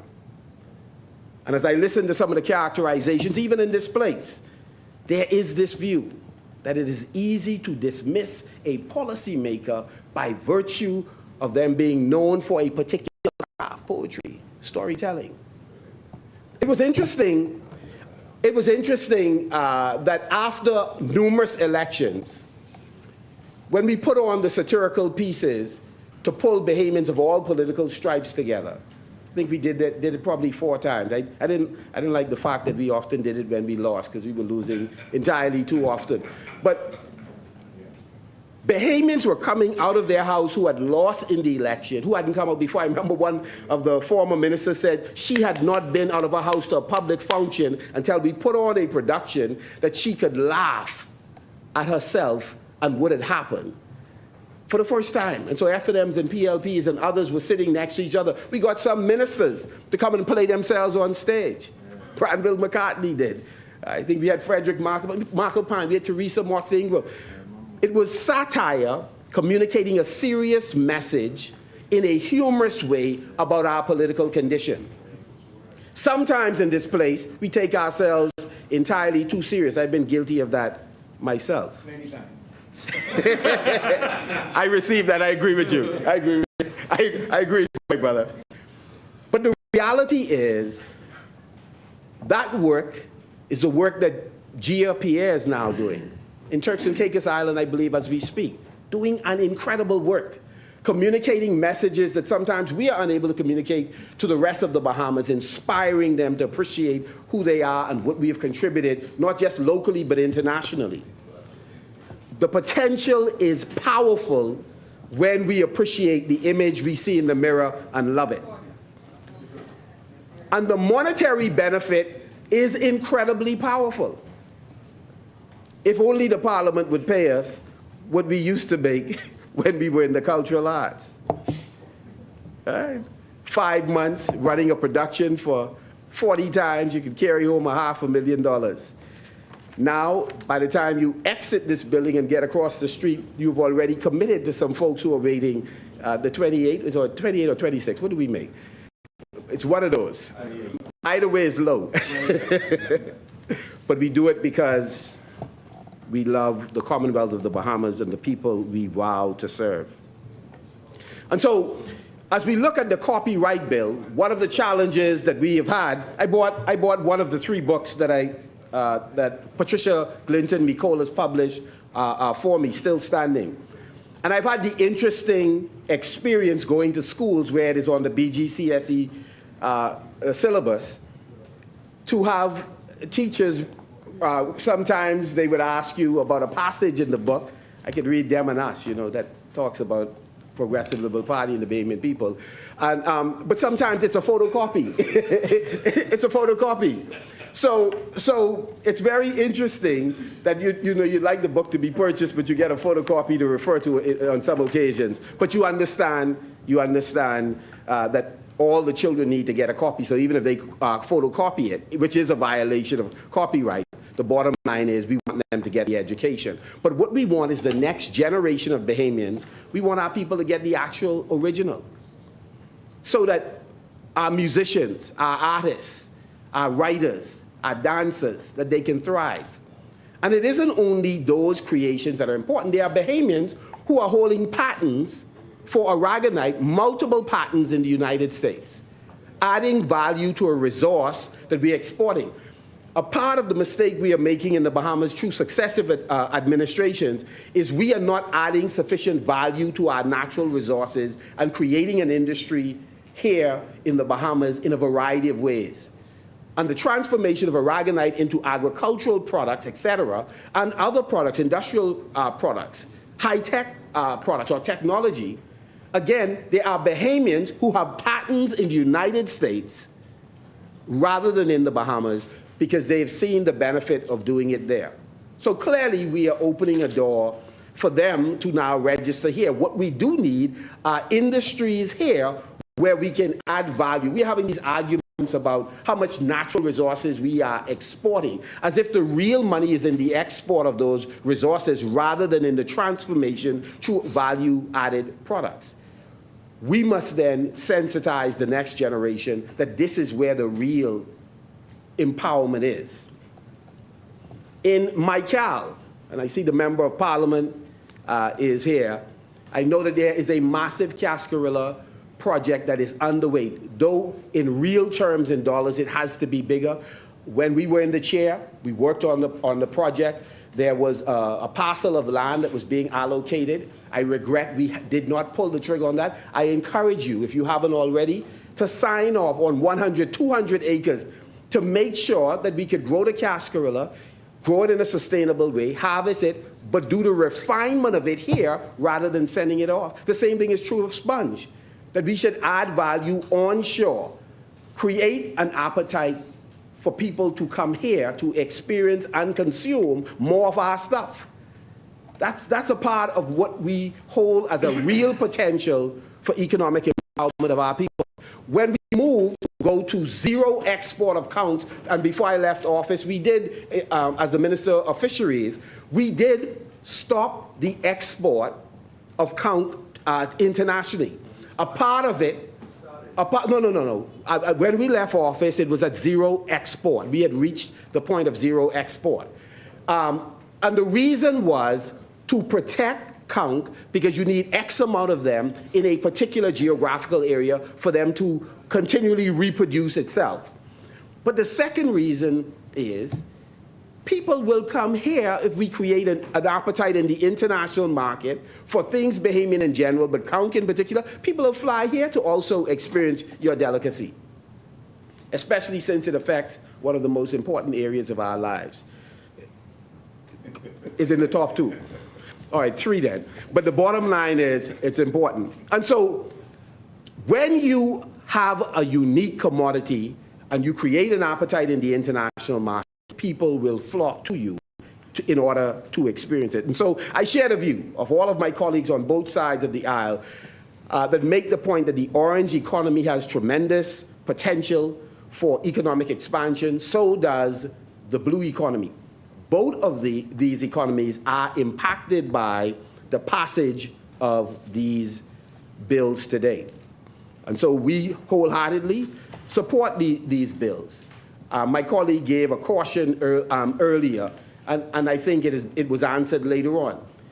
This is a relay, and in some cases, we may commence a thing, or this administration, as you're doing now, there are some projects that you're starting, you're not going to finish. So chances are, in Cat Island, Rumpkin, San Salvador, we will probably end up finishing the airport when we come to office, either next year or year after next.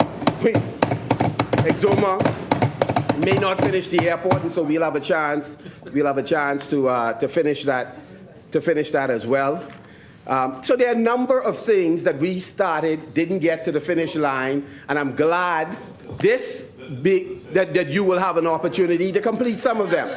To the extent, I forgot, look, my good friend from Exuma, I used to beat on the basketball court in Stapleton Gardens years ago.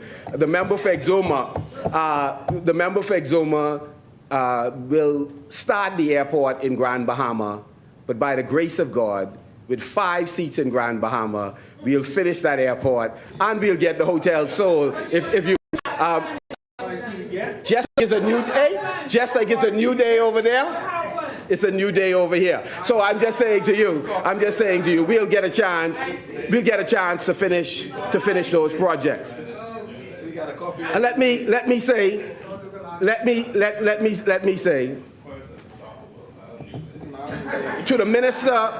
to the minister with responsibility for youth, sport, and culture, one of the reasons we have often been politically neutral on some of the matters raised is because we believe it is a ministry that has the potential to do some transformative things for our people. Culture, like sports, create camaraderie. It teaches core values that are important to the development of the whole person. It also creates economic opportunities and employment opportunities. We have a chance, if we get it right, to grow this economy exponentially if we truly take advantage of what's available in culture. For example, the National Arts Festival have upwards of 10, some years 15,000 plus young people participating in the festival. But yet at the end of every year of graduation, Brother Munnings, less than 2 our young people join the ranks as professional cultural artists, even though over 15,000 of them are participating in the National Arts Festival and cultural events. There is no faith-based organization, Christian or otherwise, you could go to in the Commonwealth of the Bahamas, and you can't find a band. Think about that for a moment. Everywhere you go, there is a band. Bahamians we just could play almost any instrument. The question is, why are so many talented Bahamians unemployed? The corners, from the Fort Finn Castle all the way to Pinewood, from Nassau Street all the way to Village Road, negotiating life and death issues on the side of the road or in the back of a yard.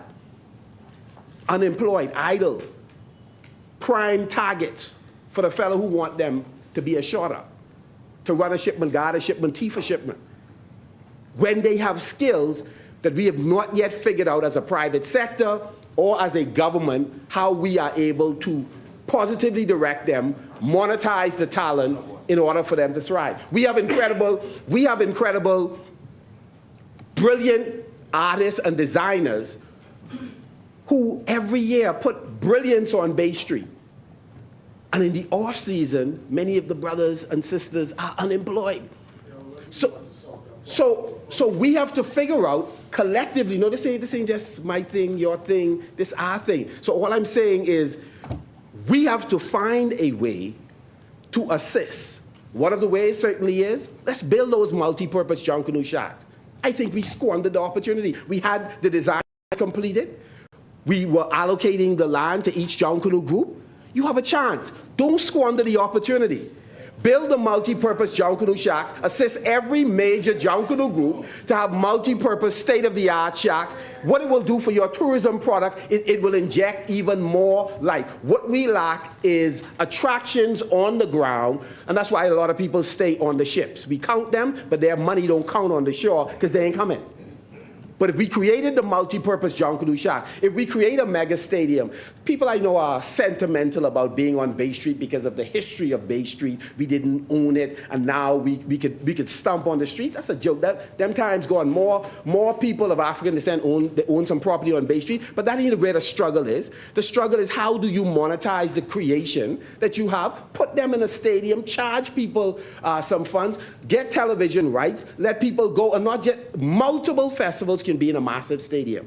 So we have an opportunity to do some very unique and different things. We don't need the nostalgia of Bay Street. If you have concerns about ownership, let's just buy more places on Bay Street. But this is but one of several centers of commerce for Bahamians to develop. Whether it's Carmichael, whether it's Palmdale, all over we can develop centers of commerce. So do we need to transform the area? Of course we do. I thought that tourism under the leadership of Cooper and with the help of Randy Roll did a wonderful job tearing down a number of the buildings. Let's go to the next level now. Let's create murals. And there's no reason we should be having so many dilapidated buildings. And I think the Minister for Grand Bahama, working with all stakeholders, we can explore the mural project because it is true that as you drive down Queens Highway, your spirit dips when you see the amount of buildings that used to house powerful buildings, now dilapidated. How do we, until such time as we can put businesses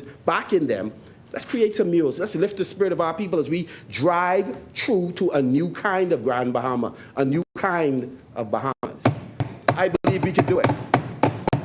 And so we are prepared to work collaboratively with the government, but like we say, where the government falls short in executing these things, by the grace of God, Marathon, in 2025 or 2026, we'll take on the challenge and we'll execute. Now, let me say I was particularly moved by the comments, some of the comments that were made by the member for Angliston. And it was interesting, Fox Hill raised a few matters that was of interest. I've often been fascinated. I went to Japan one year as a student, one of 11 Caribbean persons who stayed there for 2 weeks, studying Japan as an archipelago similar to the Bahamas and how we can transfer some of their best practices. And one of the most amazing things we observed is that on a number of the radio stations, reggae music was playing for like 3 hours nonstop. It just blew me away. Blue Mountain Coffee was the #1 coffee. And the young men, when they were going out, of course not me, I was trying, a member for being in Grandstand, to be a good Christian young man. I stayed, but for the young men who were going out, they knew the surest passport to meet folks, to socialize locally, was to say they were Jamaican. The culture translated in Japan. And in fact, in Jamaica, some of the dancehall kings and queens are Japanese. Cross-fertilization. We are no less gifted, no less talented. And the reason I raise that as an example to say that we have a powerful culture in the Caribbean in general, but also in the Bahamas in particular. But you get what you reward. If you don't invest in a thing, the thing doesn't flourish and it doesn't grow. And that's why I believe we need to increase the cultural grants coming through the Ministry of Youth. That's why SBDC, the venture capital and other funding mechanisms, must pump additional monies into the creative arts. But the government money is limited. The private sector money has an opportunity for us to invest in these areas. And I agree with the member for Fox Hill. This isn't all about the government. It's about the private sector investing as well. And so as I wrap up, Mr. Deputy, I think we have a wonderful opportunity. I think this is a step in the right direction. We have plenty of work ahead, but this is an important piece of the work that is being completed. Just before I sit, I really do want to send a shout out to my daughter Michaela to let her know Daddy loves her, and to my wife Burlise. As I do so, I can't help, Mr. Deputy, as I take my seat. I can't help but think about a colleague of mine who has a little child as well, but can't register his child. I have a colleague who has a wife but can't register his wife. For whatever reason, he's running into difficulties, and I'm asking colleagues, I'm asking the Attorney General if he's listening, that we have a member of Parliament who sits 2 chairs away from me, has been trying for a long time, is in the process of taking out a judicial review just to try and get his child registered and his wife recognized as his wife and their child as a child born in wedlock.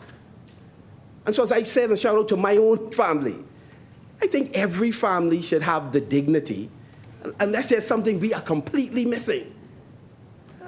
The member for Long Island should be able to register his child and not be made to feel as if there have been personal intervention by someone to stop what should be an ordinary process for the average Bahamian. And so as I take my seat, I want to say we support these bills. We know that it's a step in the right direction. It will, in fact, create opportunities. It will help our young men who are gunning each other down or beating women because they think they own them. It will help them to look in the mirror, I believe, and appreciate themselves and value the people who are in front of them as being special as well. And so as I take my seat, I want to say we support these bills, and I support my brother being able to register his child and his wife to be registered as well. Thank you, Honourable Member. The Chair recognizes the Honourable Member for Central and South Eleuthera. Thank you, Deputy Speaker. Just for a point of clarification, Marco City, when he was speaking, stated that the previous administration banned the export of conch. They did start the process, and when I was minister, we agreed with what you began, so we completed it to continue with the preservation of conch. So I just wanted to clarify that statement. Thank you, Honourable Member. The Chair recognizes the Honourable Member for Marco City. Certainly my recollection is completely different than yours, but the fact that it's been stopped, we support that. But we want to be careful. We know that for example, we went to Cabinet. There is a Cabinet conclusion where sailing was approved as a national sport. We agreed with your side to come in this place, and we will just do it on the record in the House, only to find out that a revisionist history took place, and all of a sudden, the new administration was the one that made sailing the national sport. The Chair recognizes the Honourable Member for Central and South. And it says, Pentard, ban on conch export by 2022, which means that we was in government in January of 2022, which was a slated time slot, and I was the minister at the time. So you're the one announced that it'd be completed by Jan 2022, which we did. So it worked periodically, right? What I'm saying is it worked over time. No, but I'm saying at least be truthful when you make statements, that's all. It's not a question of being truthful. I know for a fact that there were companies that were still asking for permits to export conch, and we refused. We felt the allocation they already had, and that allocation is generally in the first part of the year pretty much exhausted. That's the point. So by the third quarter of the year, to the best of my recollection, they have exported. But if my brother, you were still exporting up until 2022, that's fine. I have no problem. I have no problems with that. No? Yeah. Because you said it was stopped prior to you. All I'm saying is we continue the policy initiative, right, until January 2022, where it was a phased approach. The phased approach that you initiated, right, before you left office. Honourable members, was silence your phones, please. Was a phased approach that at this certain time, each company at a certain amount that they were able to export, right? But was because some didn't exhaust their amount of conch at the time. That's all. Thank you, Honourable Member. The Chair recognizes the Honourable Member for St. Barnabas. Thank you very much, Mr. Deputy. Mr. Deputy, the member for Golden Gates had gotten up on a point of order, wondering where I got my information from, Mr. Deputy, and I think it's important just for me to clear it up, Mr. Deputy.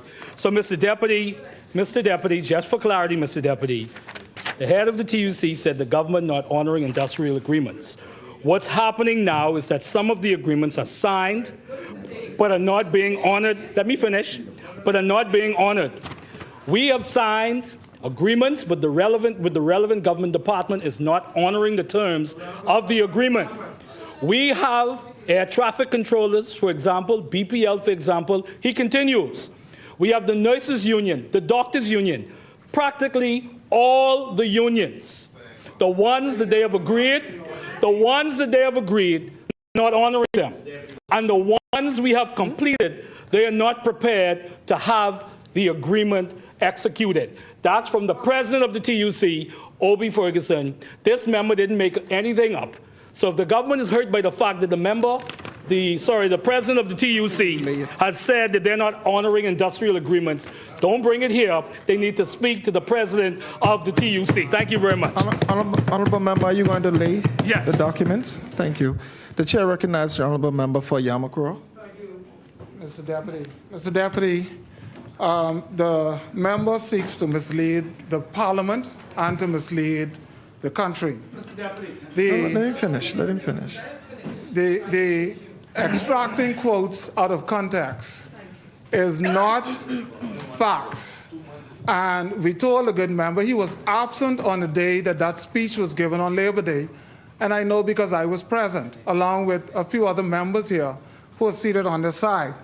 And the article that he is referencing and will table, who others will have to look, will have a chance to look at, says that in an address to mark last Friday's Labor Day holiday, he, the TUC president, called for the Prime Minister, Philip Davis, KC, to intervene in at least 8 industrial agreements. He went on to say the agreements were signed and not honored by departments. So to mislead as if the government over here you're pointing to is not honoring the agreement is false. It's untrue, and you're misquoting, and it should be struck from the record. You should correct yourself because you have the document that I'm reading in front of me, in front of you, St. Barnabas. Thank you. Mr. Deputy, I don't have anything to clear up. I quoted what was in the document, Mr. Deputy. I did not misquote. And if the member is suggesting that I'm misleading Parliament means that I intended to mislead Parliament. I did not mislead Parliament. I'm laying the document, and as I said, their fight is not with this member. Their fight is with the members of the unions who have issues with what they are doing, Mr. Deputy. Thank you very much. Thank you. Order that the documents be brought up.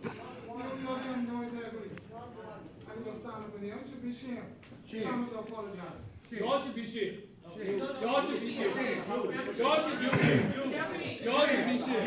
The chair recognizes the honorable member for Golden Gates. You don't want me to talk now because you don't want me to clarify. Yeah, let me clarify. You don't want me to clarify now. Sit down. Listen, I was recognized. Golden Gates was recognized. Mr. Deputy, I agree with the member for Yamakura. I'm looking at the same article. We've had subsequent meetings with Mr. Ferguson, and he addressed this clearly on Labor Day. The audacity of the member for St. Barnabas or anyone on that side to speak about union agreements when they sign not one during their term is always remains baffling to me. He was misquoting and the audacity. They haven't signed one. We have signed 32. He speaks to 8 agreements that are challenges within certain departments, and it was in June. And up to July, they are rectified weeks later. So what is the point of laying an article that has since been rectified and taking it out of context? The chair recognizes the honorable member. Mr. Deputy,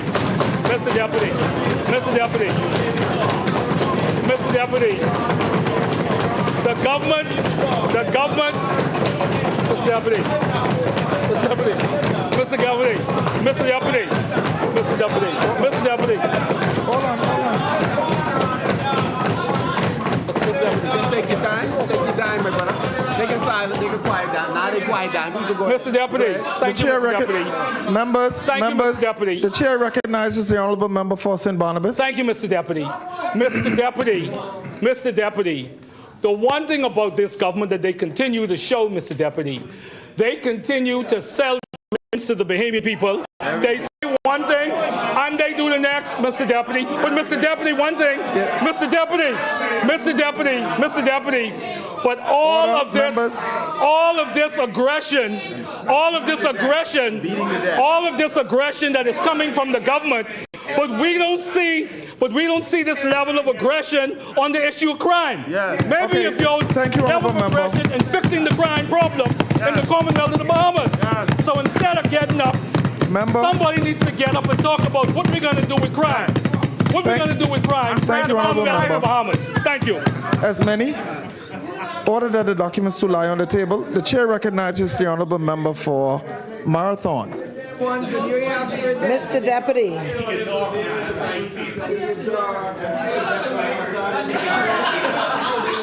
Order in the court. Order, members.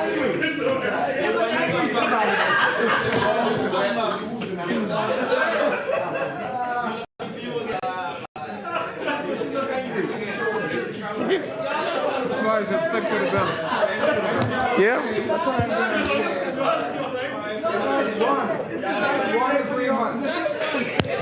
Order, members.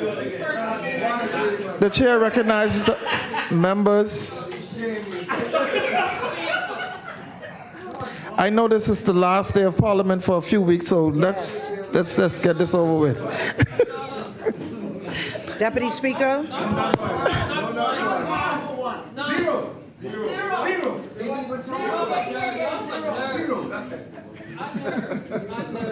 Deputy Speaker. Good evening. St. Barnabas get 1 point. Deputy Speaker. First, before proceeding, I would like to recognize the Rastafarian movement. And, you know, they say that when you're in Rome, you do what the Romans do. And I would say that my father is the high priest, and I can leave it just as that. And so that's what you call growing up, but agreeing to disagree. You have two different religions, but I respect him, and I respect what he believes in. So I say to here today, Jah. All right. David us.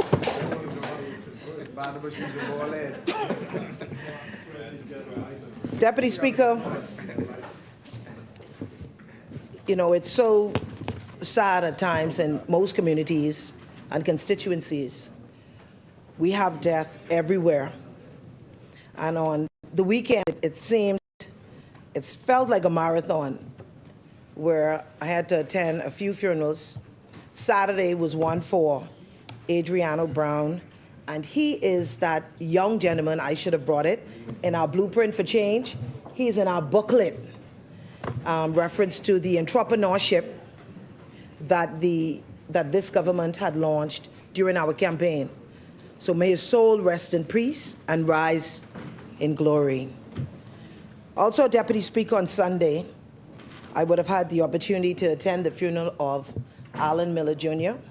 His father's a PLP stalwart, Mr. Alan Miller Sr.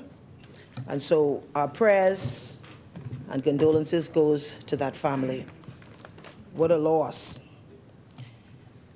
And I would like to express condolences to the family of Ernestine Hannah Monka. She's from Regency Park. She just recently passed. And to Mr. Philip Kelly's family. He just passed in Churchill Subdivision, Marathon. And also to Mr. George Moss, who lives in Regency Pass. Condolences goes to his family. And Deputy Speaker, I'll be very, very brief because my colleagues have said it all. But I want the residents of Marathon to know that at present we have our steel band, our summer camp, steel band training going on. It's going very well. They learn it so quickly.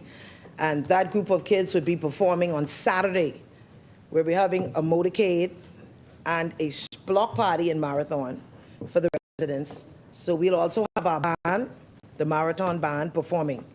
And so I want to say thanks to the parents who continually bring their kids out to participate and to be a part of these events. And the steel pan band will continue after the camp has ended. It will continue in September. Deputy Speaker, today I rise on behalf of the great constituents of Marathon, not to discuss, because it's already been discussed, but just to mention an important set of legislative measures that has been before us from this morning. That is the Patent Bill 2024, the Copyright Bill 2024, Trademark Bill, the Register of Records Bill, and the Register of Company Bills. These bills are the pillars of protection and empowerment of every Bahamian. At the heart of these bills is that principle that the creative and innovative spirit of our people deserves recognition and robust protection. That's my phone. Deputy Speaker, we are a nation rich in talent. And if not all, most of my colleagues who would have presented, they agree to this. Where our musicians, artists, writers, and entrepreneurs contribute significantly to our cultural and economic landscape.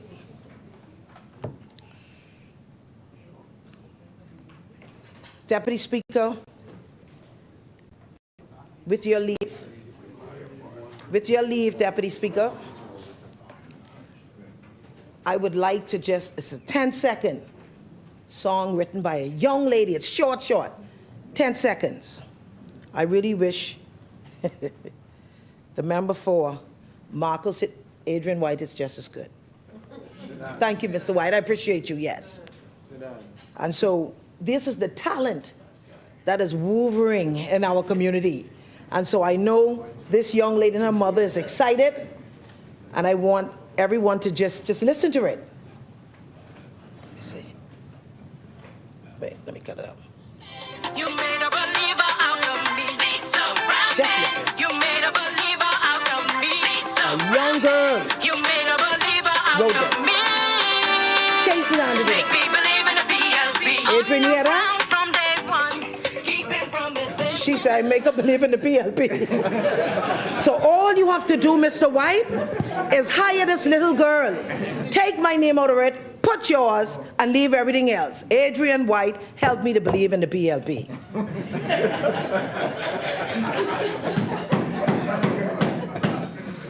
Deputy Speaker, these bills ensure that their hard work, ingenuity, and creativities are safeguarded. Consider the countless Bahamian musicians whose songs have become not only popular, but are integral to our national identity.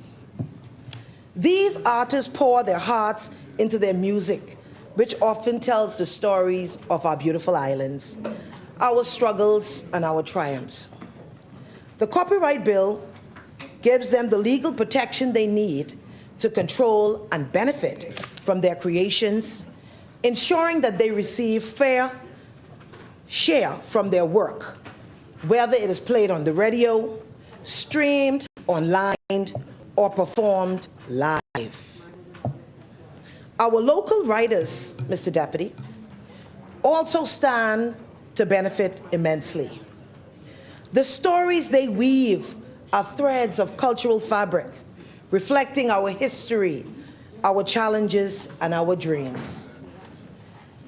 Deputy Speaker, this administration saw that it is important to protect their works under the new copyright laws and to ensure that their intellectual property remains theirs and theirs alone. One one of my constituents, her name is Nikita Andrews. She's very, I wouldn't say young, she's in her 30s. She developed recently, just recently did this book. And I love it because it's a journal. This is in no way to sell, but if you want to buy, you can on Amazon. But this is just to show, she sat in her home and she did this. Why I like the journal? And I think it's so important for us as politicians. This was good when I first saw it. I said, how do I feel today? Adrian White? Happy? Sad? Grateful? Defeated? Defeated is here. Defeated. Accomplished. Correct. And confused. And it also gives you an opportunity to write how you feel every day. I thought that was so exciting. During your pastime, your little moment, you want to take a little break, you can do this. So I'm grateful. She did well.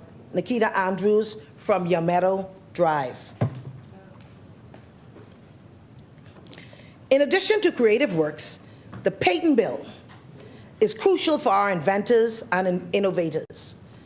Bahamians are not just consumers of technology, but are also creators of new ideas and solutions. This bill will provide inventors with the protection they need to innovate with confidence, knowing their innovations are safeguarded from unauthorized use. This not only stimulates creativity, but it also attracts investment and drives economic growth. The trademark bill will protect the brands that Bahamian businesses have built with hard work and dedication. A strong trademark system allows businesses to distinguish themselves, maintain their own reputation, and build consumer trust. It ensures that the names and logos that entrepreneurs have worked tirelessly to establish are legally protected, fostering a business environment where innovation and quality are rewarded. For example, I know many of us, or should I say many of you, should be excited when we order our food online and Craven pulls up. Craven has their logo, it's a Bahamian business, and they come and deliver food. Craven can protect their logo. And then we have our great Bahari. It's nothing like the beautiful Bahari. Deputy Speaker, the Register of Records and the Register of Companies Bill are foundational to the proper administration and enforcement of these protections. By modernizing and streamlining our record-keeping and registration processes, we make it easier for Bahamians to protect their intellectual property and ensure compliance with the law. These bills, I tell you, will enhance transparency, improve efficiency, and provide a solid legal infrastructure that supports the enforcement of intellectual property rights. Deputy Speaker, passing these bills will send a clear message that the Bahamas values and protects the creativity and innovation of its people. It would certainly ensure that our artists, our writers, musicians, entrepreneurs, that their work is recognized, respected, and protected. This, in turn, will encourage more Bahamians to pursue their creative and innovative endeavors, knowing that they have the full backing of this government.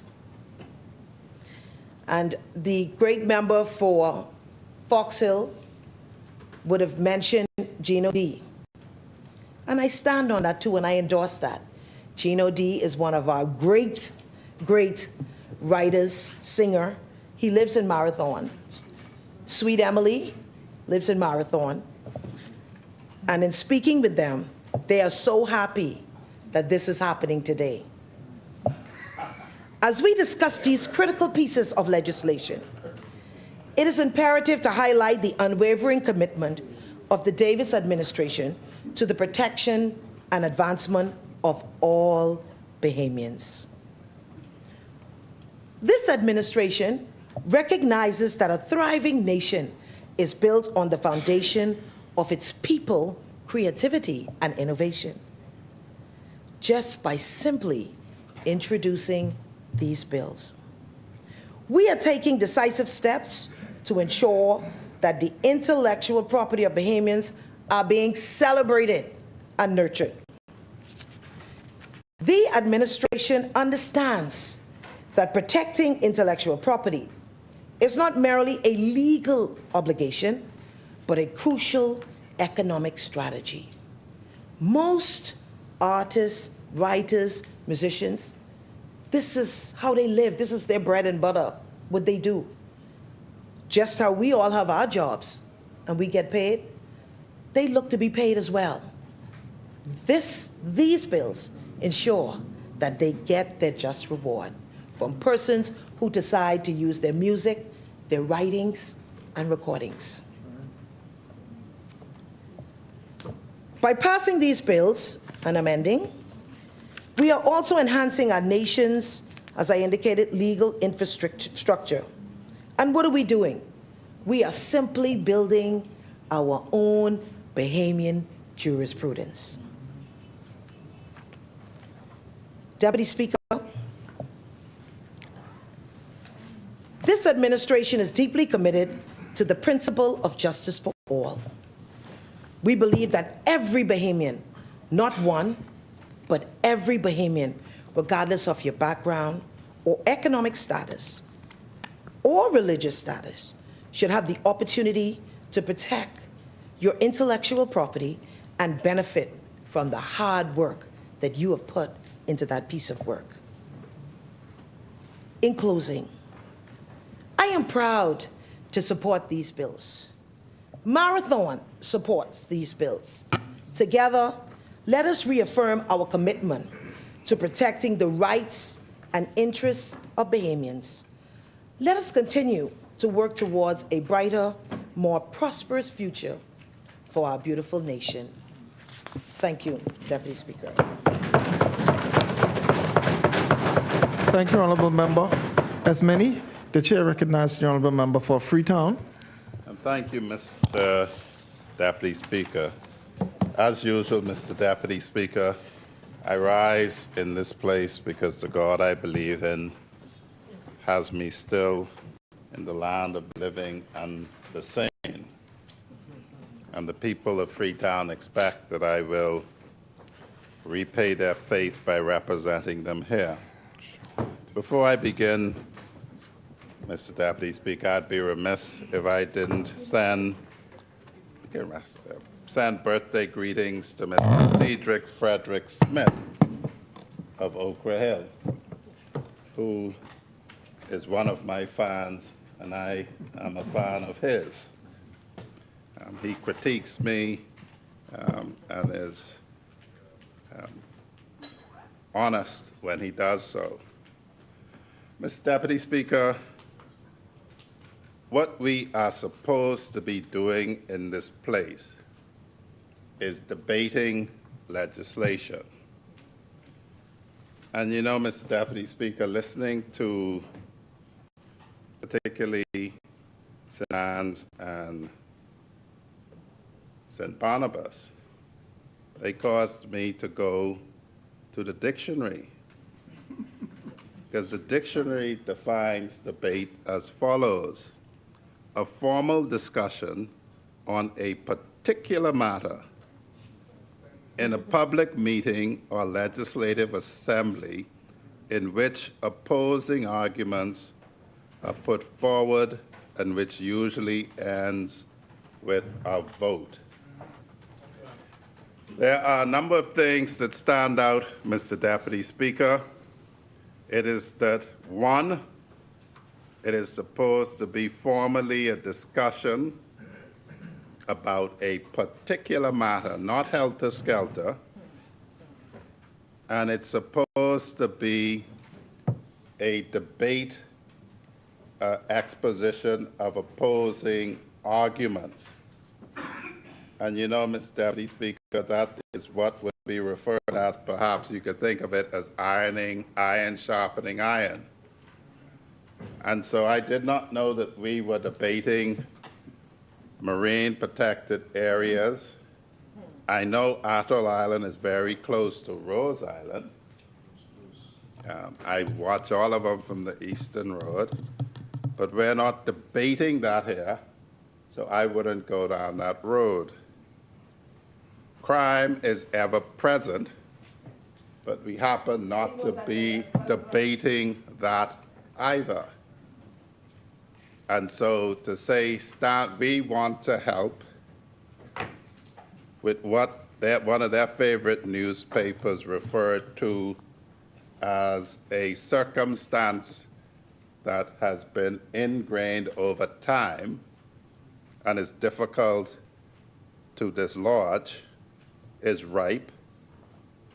When the murderers of today were children when they were in office, it's ripe.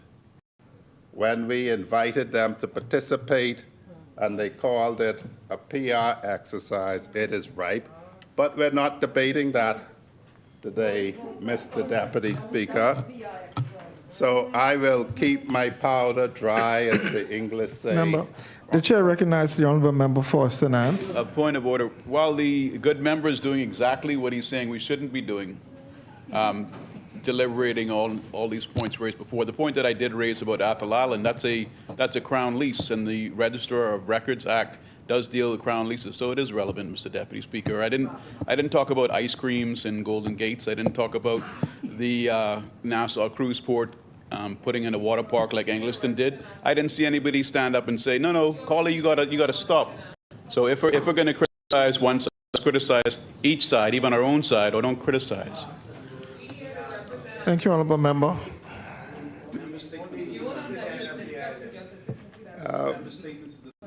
Mr. Deputy Speaker,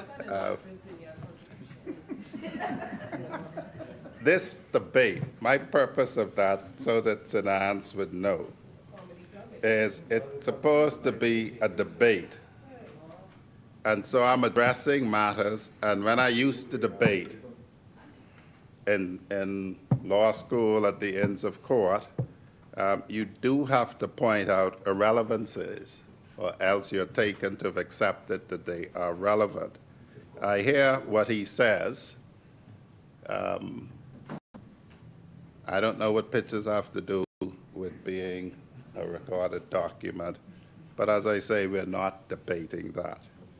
The distressing thing that happens, Mr. Deputy Speaker, is if a debate has to do with opposing argument, it is mind-boggling that apart from St. Anne's, who voted against VAT on bread basket items, all the rest of them voted to put VAT on bread basket items, and they voted against one other bill. They fluster and bluster. The chair recognizes the honourable member for St. Barnabas. The good member always makes a point, a very important point, I think, to try to break down some of the processes, if you will, here in Parliament. In that particular debate, the opposition moved to take VAT off of bread basket items. In the end, the opposition would have voted for many things. We expressed our opposition to it. So if the member wants to be very honest and sincere and true, explain that the opposition opposed putting VAT back on bread basket items. And the truth is, Mr. Deputy, in 2015, when the Progressive Liberal Party implemented VAT, they put VAT on bread basket items. In 2018, we took it off, and when they came to government, they put it back on. That is the chronological fact of what happened with bread basket items, Mr. Deputy. Since Mr. Deputy, Mr. Deputy, I have a distressing reputation for being honest. I know Engliston sometimes say I'm very cruel with my honesty. So, Mr. Deputy Speaker, to be honest and precise, they talked a lot about VAT on bread basket items. They moved an amendment, which was defeated. And then when my predecessor, the late Obie Wilschcombe, asked that the question be moved on agreeing to the bill in its entirety, We do this very deliberately, as we're going to do shortly in the cannabis compendium and this compendium. We go through every section, and then at the end, we say, do you vote for the bill in its entirety? Which means, are you agreeing with all of the terms? And on that vote, my MP, St. Anne's, he stood up. He was the only one who voted against the bill in its entirety, and Kalani had already thrown his rock and run. So the only people who didn't vote for it was St. Anne's and Kalani. All the rest of them voted for the bill in its entirety. That is the fact. The chair recognizes the honorable member for St. Barnabas. Just to add some more color to this debate, right? Add some more color to this. Let's add some more color to this debate, Mr. Deputy. You can, what? You can look simply at the exercise, Mr. Deputy. You can look simply at the exercise of passing a national budget. When both parties are either on either side will articulate issues that they have with certain aspects within the budget, but ultimately, Mr. Deputy, every person, or I should say, whether it's the opposition or the government, votes for the budget after having articulated their issues with certain things within the budget. So my point to the member is, stop making it seem as though this is something that they have not done, or he really needs to break it down, but not take that liberty to suggest as if we are being disingenuous. All of that, yeah. Did you vote yes or no? Mr. Deputy Speaker. Yes, that's the only question. Mr. Deputy Speaker, you know what's very hurtful about this? With the angst and all of this remonstration by St. Barnabas? They had no fear. Mr. Deputy Speaker, they had no fear.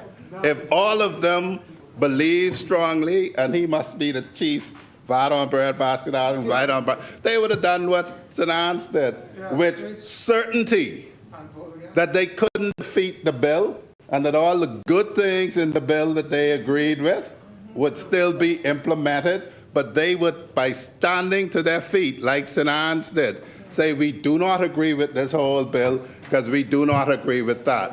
That is how debate happens, and it ends in a vote. That's the definition. And so, Mr. Deputy Speaker, if we were to concentrate on debate, we would then know and we would then be very clear about what we are doing in here. When we ask, and when the chairman of the Committee of the Whole House calls the vote on agreement to the bill in its entirety, that is it. So, Mr. Deputy Speaker, we have these debates where we don't really end up debating opposing views. Mr. Deputy Speaker, I have a confession to make. Yeah? And my confession, Mr. Deputy Speaker, is I have absolutely no musical talent. Absolutely none. I thought you were telling us. I have some more. Wait, it may come. My next confession, Mr. Deputy Speaker, is I am not at all artistically creative. I have a cousin, Keyshawn Monroe, who painted a big mural for me that I think Fox Hill was trying to buy. Yeah, you got it before me. A huge mural, and painted the canvases that are the swan song of the flamingo, and put together a ballet company from Cuba to come here and express it artistically. I confess, Mr. Deputy Speaker, I have none of that talent. And you know, I don't know why my cousin Marco City thinks that I'm insulting him when I call him a poet, because I have none of that talent either. And yes, I do admire people who have that talent, and I can assure him Yes, right. I can assure him, Fox Hill, that, because he wants to be called an actor. well, he is. When I say he's a poet and he's a literary person, there's nothing derogatory about that. In fact, we were supposed to spend today debating the protection of the works of those persons. And I can assure him that I have a copy of his books and not a photocopy, and I will ask him to sign it. So if he dies before me, it'll increase in value. And so, Mr. Deputy Speaker, that is what we were supposed to be debating today. And the closest we came to an opposing view, which I must now answer, is Sinans, who says, by creating 3 registrars instead of the 1 registrar general, we're creating bureaucracy. And that is his right, because that is the way that he views it, and that's what debate is supposed to be about. But, Mr. Deputy Speaker, Defeated. His view was defeated. I would define the issue that separates Sinans from us with a view to persuade him to our point of view. The 1 registrar general, as opposed to the 3 registrars, is the difference between a generalist and specialist. So that's the difference between going to a GP, but if you have cardiac issues, going to a cardiac physician, internal medicine person, that's the difference, if you know what I mean, tall pines.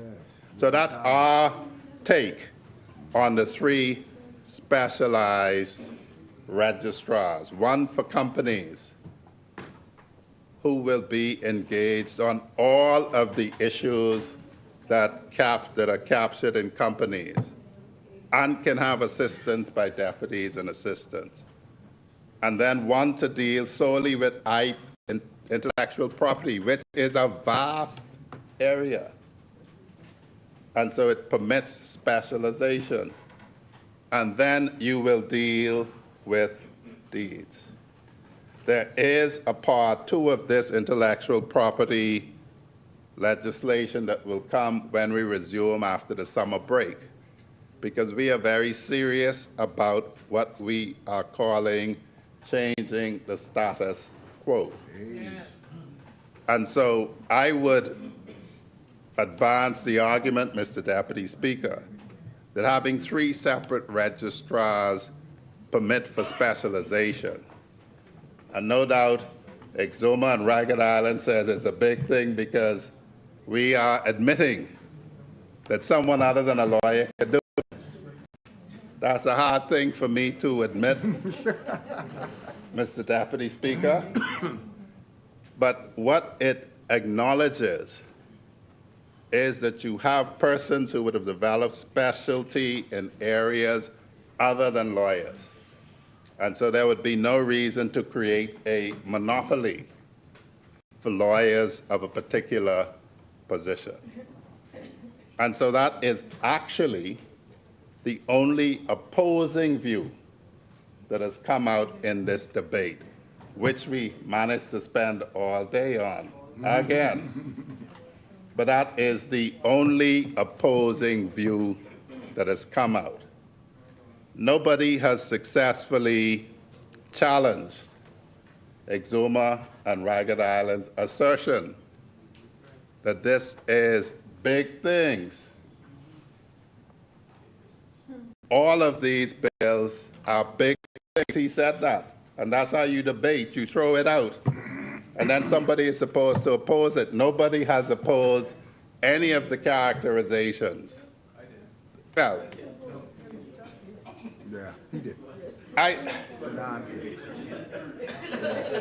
said it ain't nothing new. I'll put it like this, Mr. Deputy Speaker, because I was trying to be nice to my junior.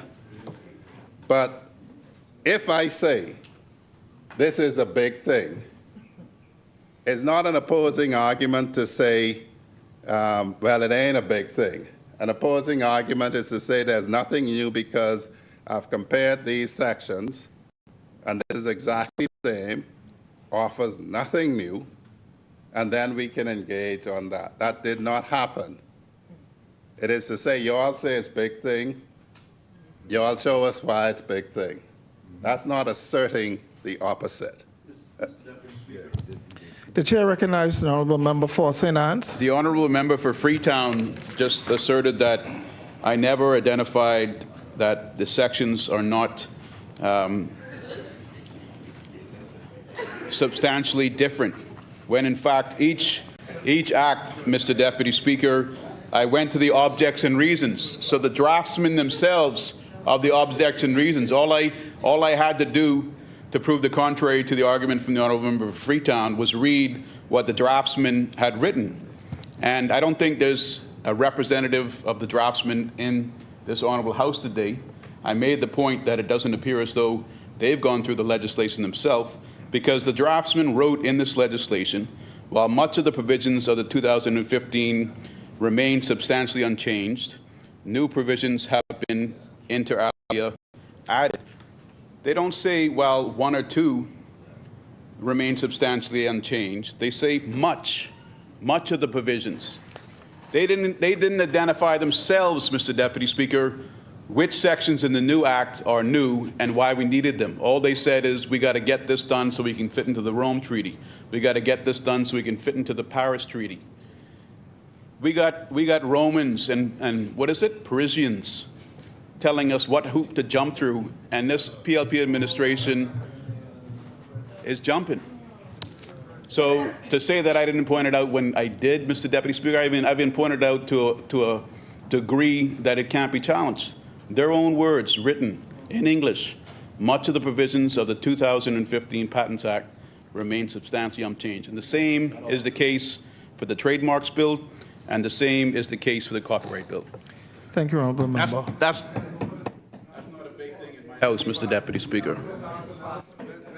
Speaker, you know, St. Anne's and I did a case together where we challenged fingerprints because the experts showed that the fingerprints agreed in 16 cases. There's very little difference between St. Anne's and I. Each of us have two eyes, each of us has one nose, one mouth, two ears. In fact, when God made us, I believe, man from woman, woman was substantially the same as man, with like 3 little differences.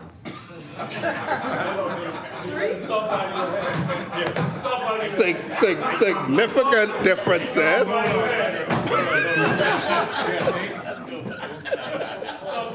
And so, Mr. Deputy Speaker, by failing to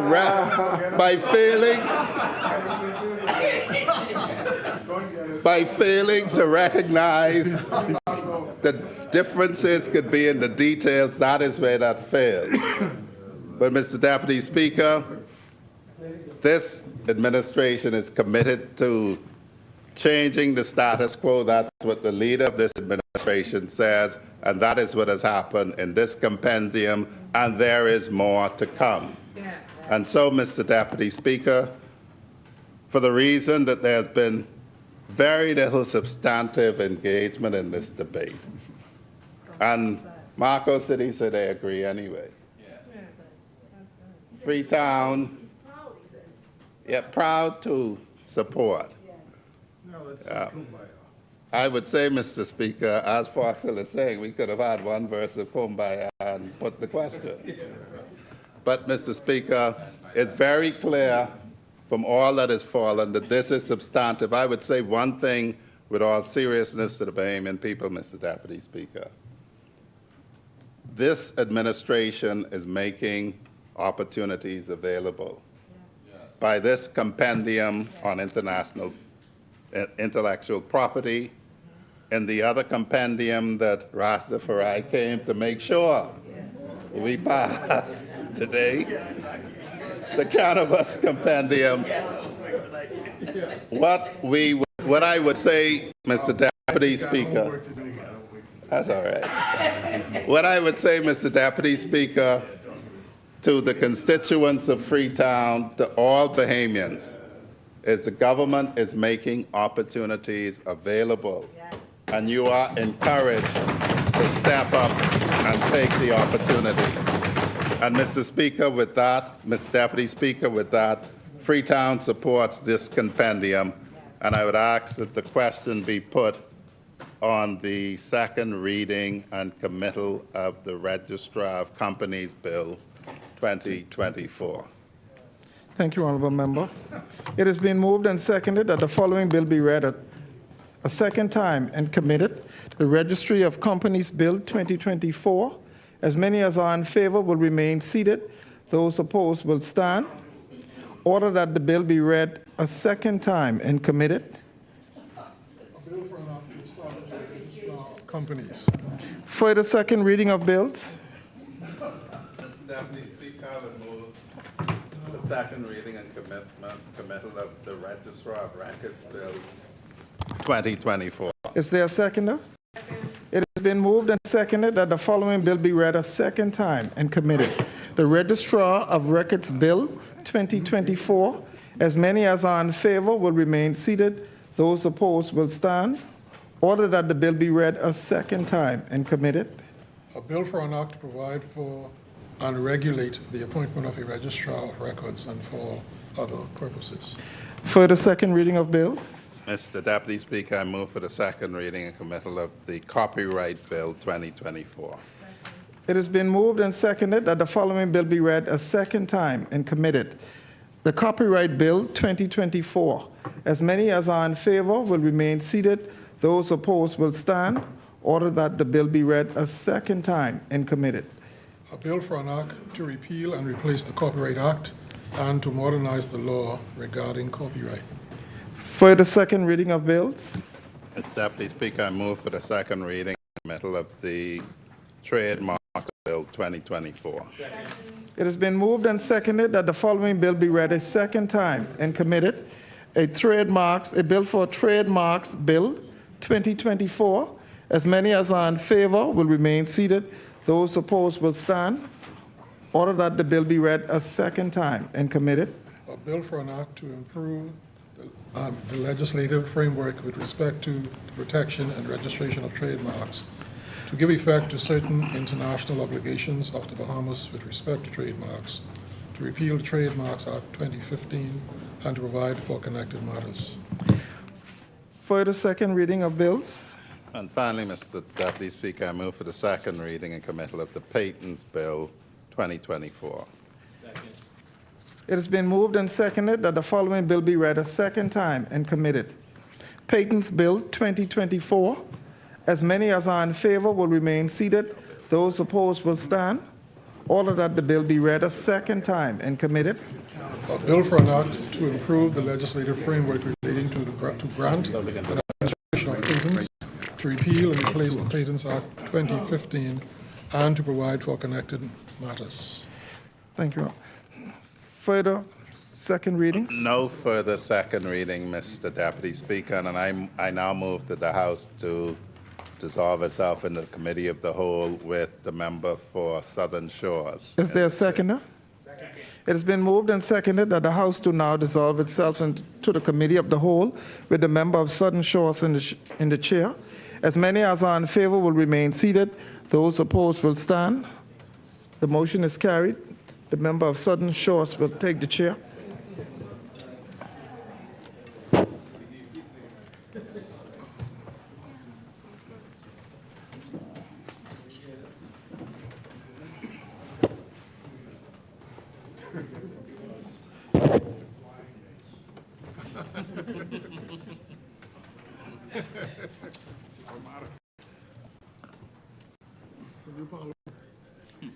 New complex.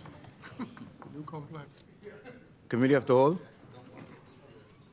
Mr. Chairman, firstly, the Cannabis Bill 2024. I move, Mr. Chairman, for that the long title of the bill be agreed. Do we have a seconder? Second. It has been moved and seconded that the long title of the bill be agreed. As many as in favor remain seated. Those opposed will stand. Clause 2. The long title is agreed. Mr. Chairman, I now move that Clause 1, the short title and commencement of the bill, be agreed. It has been moved and seconded that the short title of the bill be agreed. As many as in favor. That's clause 1. Continue. Could you repeat that again, please? There was no intention to stop you at that point, Mr. Chairman, if you can just continue. It has been moved and seconded that the short title be agreed. As many as in favor remain seated. Those opposed stand. The motion is carried. The short title is agreed. Mr. Chairman, that Clause 2 of the bill be agreed. Do I have a seconder? Second. It has been moved and it has been moved and seconded that Clause 2 be agreed. As many as in favor. As many. Mr. Chair, I move for amendment to be made to Clause 2 of the bill as follows. In subclause 1, delete the term controlled drug and its accompanying definition. Second. Good. It has been moved and seconded that Clause 2 be amended.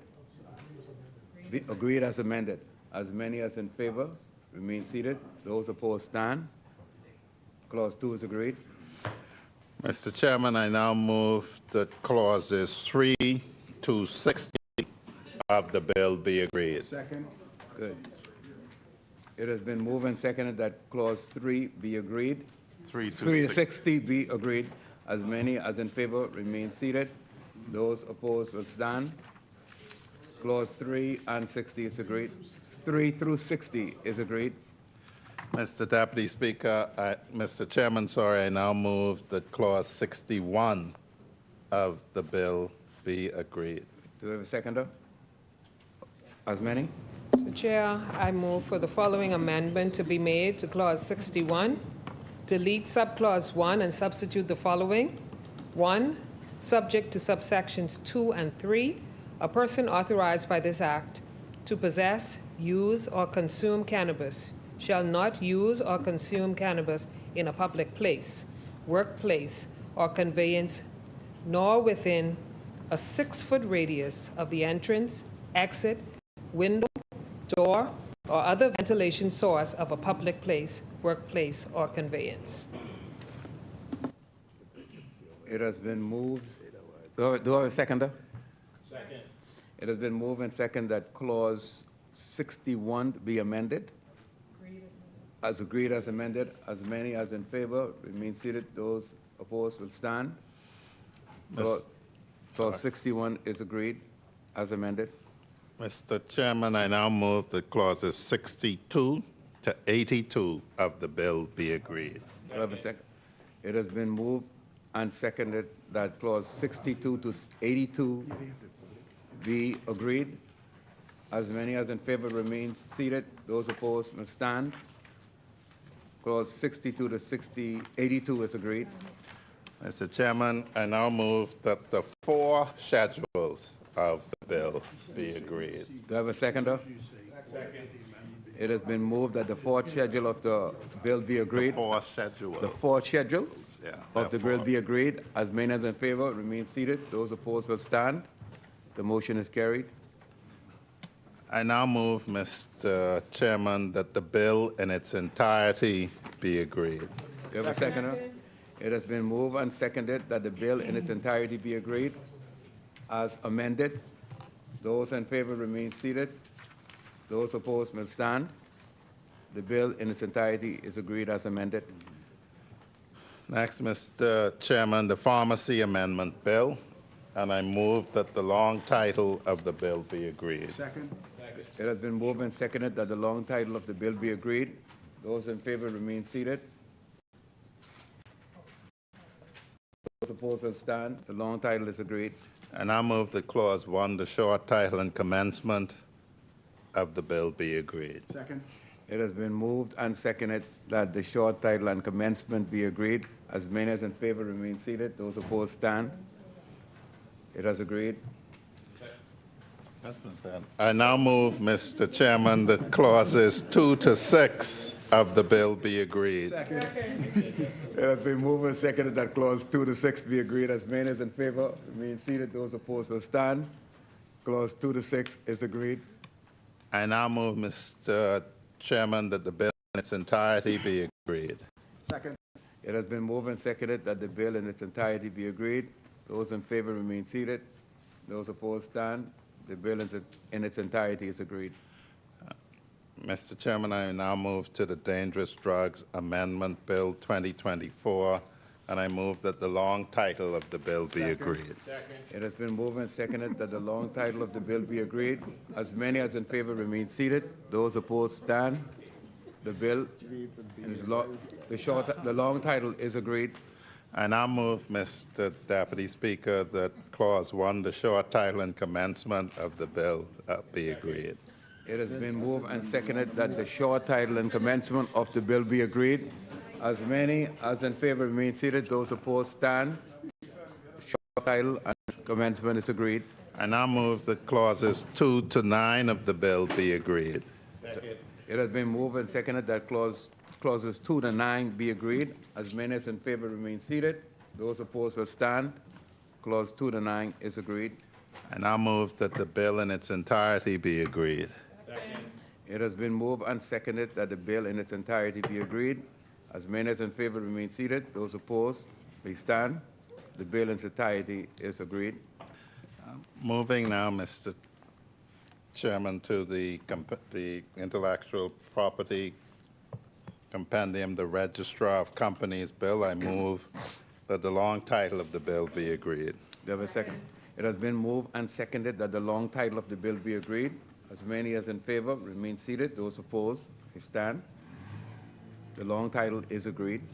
I now move, Mr. Chairman, that the short title and commencement, Clause 1 of the bill be agreed. Second. It has been moved and seconded that the short title and its commencement of the bill be agreed. As many as in favor remain seated. Those opposed may stand. The short title and its commencement is agreed. I now move, Mr. Chairman, that Clauses 2 to 9 of the bill be agreed. It has been moved and seconded that clauses 2 to 9 be agreed. As many as in favor will remain seated. Those opposed will stand. Clauses 2 to 9 is agreed. I now move, Mr. Chairman, that the schedule to the bill be agreed. Do I have a seconder? It has been moved and second that the schedule of the bill be agreed. As many as in favor remain seated. Those opposed may stand. Schedule is agreed. I now move, Mr. Chairman, that the bill in its entirety be agreed. Second. It has been moved and seconded that the bill in its entirety be agreed. As many as in favor remain seated. Those opposed may stand. The bill in its entirety is agreed. Next, the Registrar of Records Bill 2024. Mr. Chairman, I move that the long title of the bill be agreed. Second. It has been moved and seconded that the long title of the bill be agreed. As many as in favor remain seated. Those opposed may stand. The long title of the bill is agreed. Mr. Chairman, I now move that clauses 2 to 11 of the bill be agreed. Second. It has been moved and seconded that clauses 2 to 11 be agreed. As many as in favor remain seated. Those opposed may stand. Clauses 2 to 11 is agreed. I now move, Mr. Chairman, that the schedule to the bill be agreed. Second. It has been moved and seconded that the schedule to the bill be agreed. As many as in favor remain seated. Those opposed may stand. Schedule is agreed. I now move, Mr. Chairman, that the bill in its entirety be agreed. It has been moved and seconded that the bill in its entirety be agreed. As many as in favor remain seated. Those opposed may stand. The bill in its entirety is agreed. I now move, Mr. Chairman, to the Copyright Bill 2024, and I move that the long title of the bill be agreed. It has been moved and seconded that the long title of the bill be agreed. As many as in favor remain seated. Those opposed may stand. The long title is agreed. And I move that Clause 1, the short title and commencement of the bill be agreed. It has been moved and seconded that the commencement and short title of the bill be agreed. As many as in favor remain seated. Those opposed may stand. The commencement and short title is agreed. And I move, Mr. Chairman, that clauses 2 to 162 of the bill be agreed. It has been moved and seconded that clauses 2 to 162 be agreed. As many as in favor remain seated. Those opposed may stand. Clauses 2 to 162 is agreed. And I move, Mr. Chair, that the schedule to the bill be agreed. You have a seconder? Second. It has been moved and seconded that the schedule of the bill be agreed. As many as in favor remain seated. Those opposed may stand. The schedule is agreed. I now move, Mr. Chairman, that the bill in its entirety be agreed. It has been moved and seconded that the bill in its entirety be agreed. As many as in favor remain seated. Those opposed may stand. The bill in its entirety is agreed. Mr. Chairman, next the trademarks bill, and I move that the long title of the bill be agreed. Do you have a seconder? Second. It has been moved and seconded that the long title of the bill be agreed. As many as in favor remain seated. Those opposed may stand. And now move, It has been, sorry. the long title is agreed. Mr. Chairman, I now move that clause 1, the short title and commencement of the bill be agreed. It has been moved and seconded that the short title of the bill be agreed. As many as in favor remain seated. Those opposed may stand. Short title and commencement is agreed. I now move that clauses 2 to 95 of the bill be agreed. It has been moved and seconded that clauses 2 to 95 be agreed. As many as in favor remain seated. Those opposed may stand. Clauses 2 to 95 is agreed. I now move, Mr. Chairman, that the 3 schedules to the bill be agreed. It has been moved and seconded that the 3 schedules of the bill be agreed. As many as in favor remain seated. Those opposed may stand. 3 schedules are agreed. I now move, Mr. Chair, that the bill in its entirety be agreed. It has been moved and seconded that the bill in its entirety be agreed. As many as in favor remain seated. Those opposed may stand. The bill in its entirety is agreed. Mr. Chair, I now move to the patents bill and move that the long title of the bill be agreed. It has been moved and seconded that the long title of the bill be agreed. As many as in favor remain seated. Those opposed may stand. The long title is agreed. I now move that clause 1, the short title and commencement be agreed. It has been moved and seconded that the short title and commencement of the bill be agreed. As many as in favor remain seated. Those opposed may stand. And now Short title and amendment is agreed. I now move, Mr. Chair, that clauses 2 to 106 of the bill be agreed. It has been moved and seconded that clauses 2 to 106 be agreed. As many as in favor remain seated. Those opposed may stand.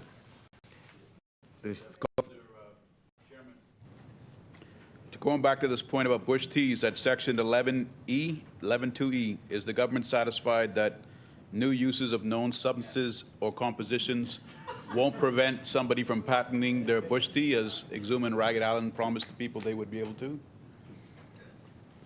Remember that we're jumping through this hoop for Paris and Rome. Let's get it right for the Bahamians at home.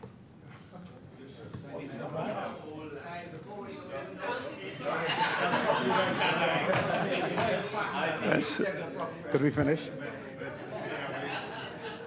We're satisfied and we're not jumping through hoops. We're picking up their stick to beat people who infringe the intellectual property of Bahamians here at home. Okay, good. It has been moved and seconded that clauses 2 to 106 be agreed. As many as in favor remain seated. Those opposed may stand. Clauses 2 to 106 is agreed. I now move, Mr. Chair, that the bill in its entirety be agreed. It has been moved and seconded that the bill in its entirety be agreed. As many as in favor remain seated. Those opposed may stand. The bill in its entirety is agreed. Mr. Chairman, I now move that the House resume with the Deputy Speaker in the chair. The deputy is in the chair. The Deputy Speaker.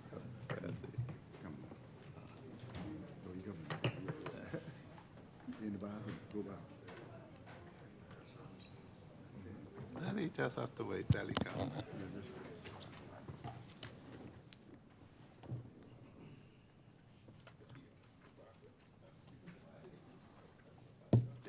deputy going across the road.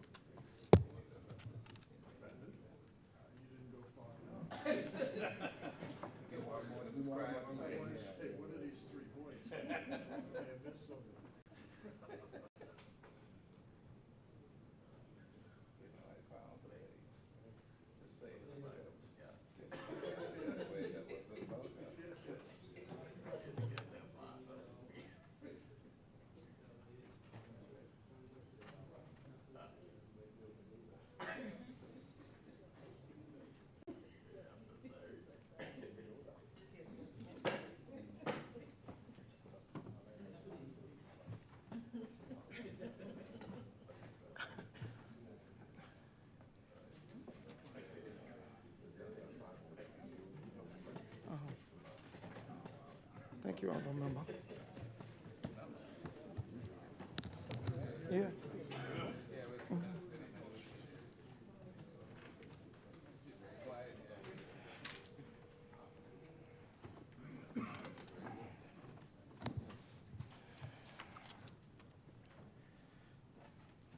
Honorable members, the committee, the whole has reported making several amendments to the bills.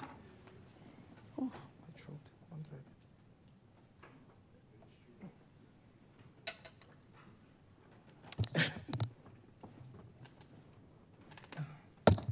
Third reading and passing of bills.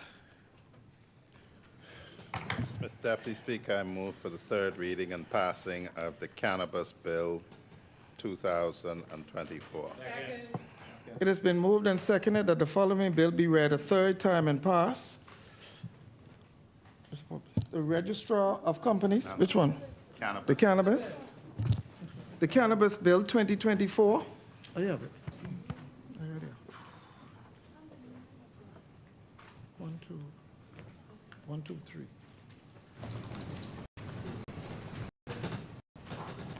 As many as are in favor will remain seated. Those opposed will stand.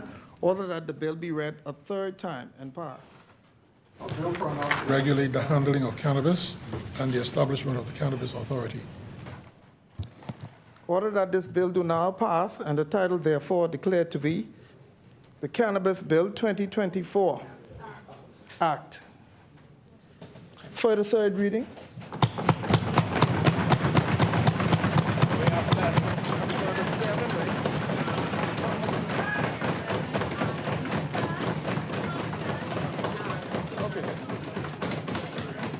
Okay.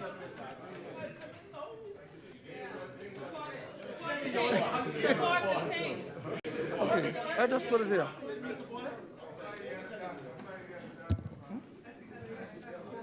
Yeah. Okay.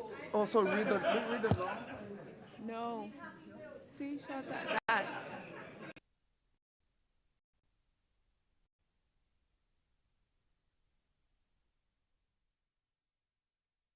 When you stand.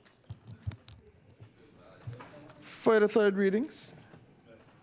Mr. Deputy Speaker, I move for the third reading and passage of the Pharmacy Amendment Bill 2024. Is there a seconder? Second. It has been moved and seconded that the following bill be read a third time and pass. The Pharmacy Amendment Bill.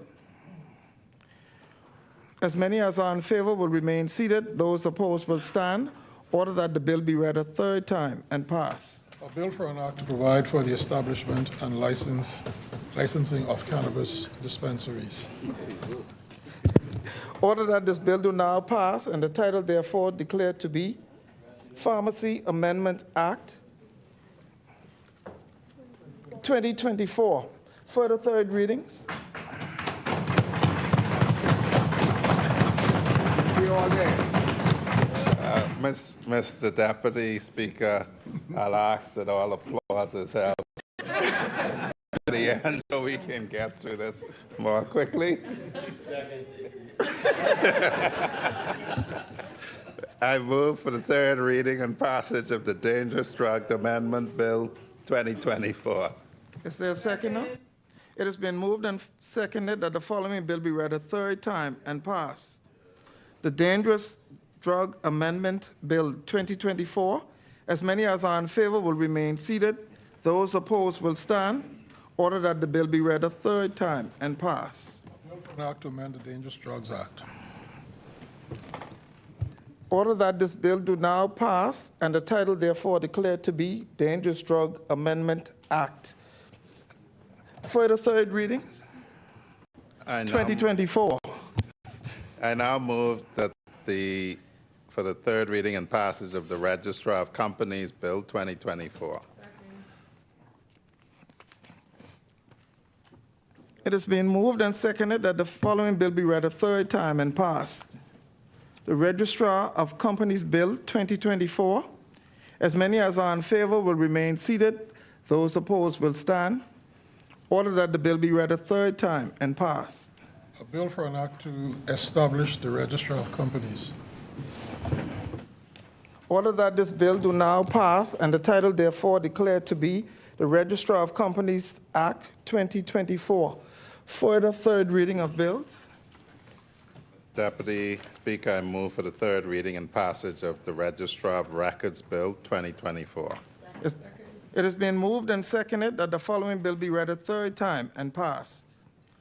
The Registrar of Records Bill 2024. As many as are in favor will remain seated. Those opposed will stand. Order that the Deputy Speaker, the good member the chair recognizes the honorable member for St. Anne's. Thank you. During debate on this bill, the good member for South and Central Andros represented that he would table a environmental approval from February. That has not been tabled yet. I'm wondering if now, before it's too late, the good member will stand by his word. Thank you, honorable member. As many as are in favor will remain seated. Those opposed will stand. Order that the bill be read a third time and pass. Regulate the appointment of a Registrar of Records and for other purposes. Order that this bill do now pass and the title therefore declared to be the Registrar of Records Bill Act 2024. For the third reading of bills. Mr. Deputy Speaker, I move for the third reading and passage of the Copyright Bill 2024. It has been moved and seconded that the following bill be read a third time and passed. The Copyright Bill 2024. As many as are in favor will remain seated. Those opposed will stand. Order that the bill be read a third time and pass. A bill for an act to repeal and replace the Copyright Act and to modernize the law regarding copyright. Order that this bill do now pass and the title therefore declared to be the Copyright Act 2024. For the third reading of bills. Mr. Deputy Speaker, I move for the third reading and passage of the Trademarks Bill 2024. It has been moved and seconded that the following bill be read a third time and pass. As many as are in favor will remain seated. Those opposed will stand. Order that the bill be read a third time and pass. A bill for an act to improve the legislative framework with respect to the protection and registration of trademarks, to give effect to certain international obligations of the Bahamas with respect to trademarks, to repeal the Trademarks Act 2015, and to provide for connected matters. Order that this bill do now pass and the title therefore declared to be Trademarks Act 2024. For the third reading of bills. Finally, Mr. Deputy Speaker, I move for the third reading and passage of Patents Bill 2024. It has been moved and seconded that the following bill be read a third time and pass. The Patents Bill 2024. As many as are in favor will remain seated. Those opposed will stand. Order that the bill be read a third time and pass. A bill for an act to improve the legislative framework relating to grant and administration of patents, to repeal and replace the Patents Act 2015, and to provide for connected matters. Order that this bill do now pass and the title therefore declared to be Patents Bill 2024. Further third readings, Act. No further third readings, Mr. Deputy Speaker.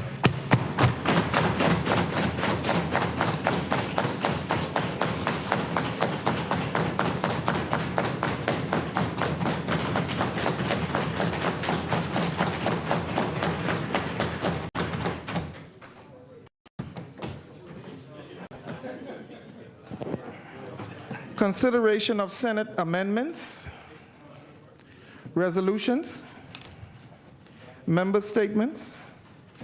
The chair recognizes the honorable member for No, let him go. Let him Central and South and Central Andres.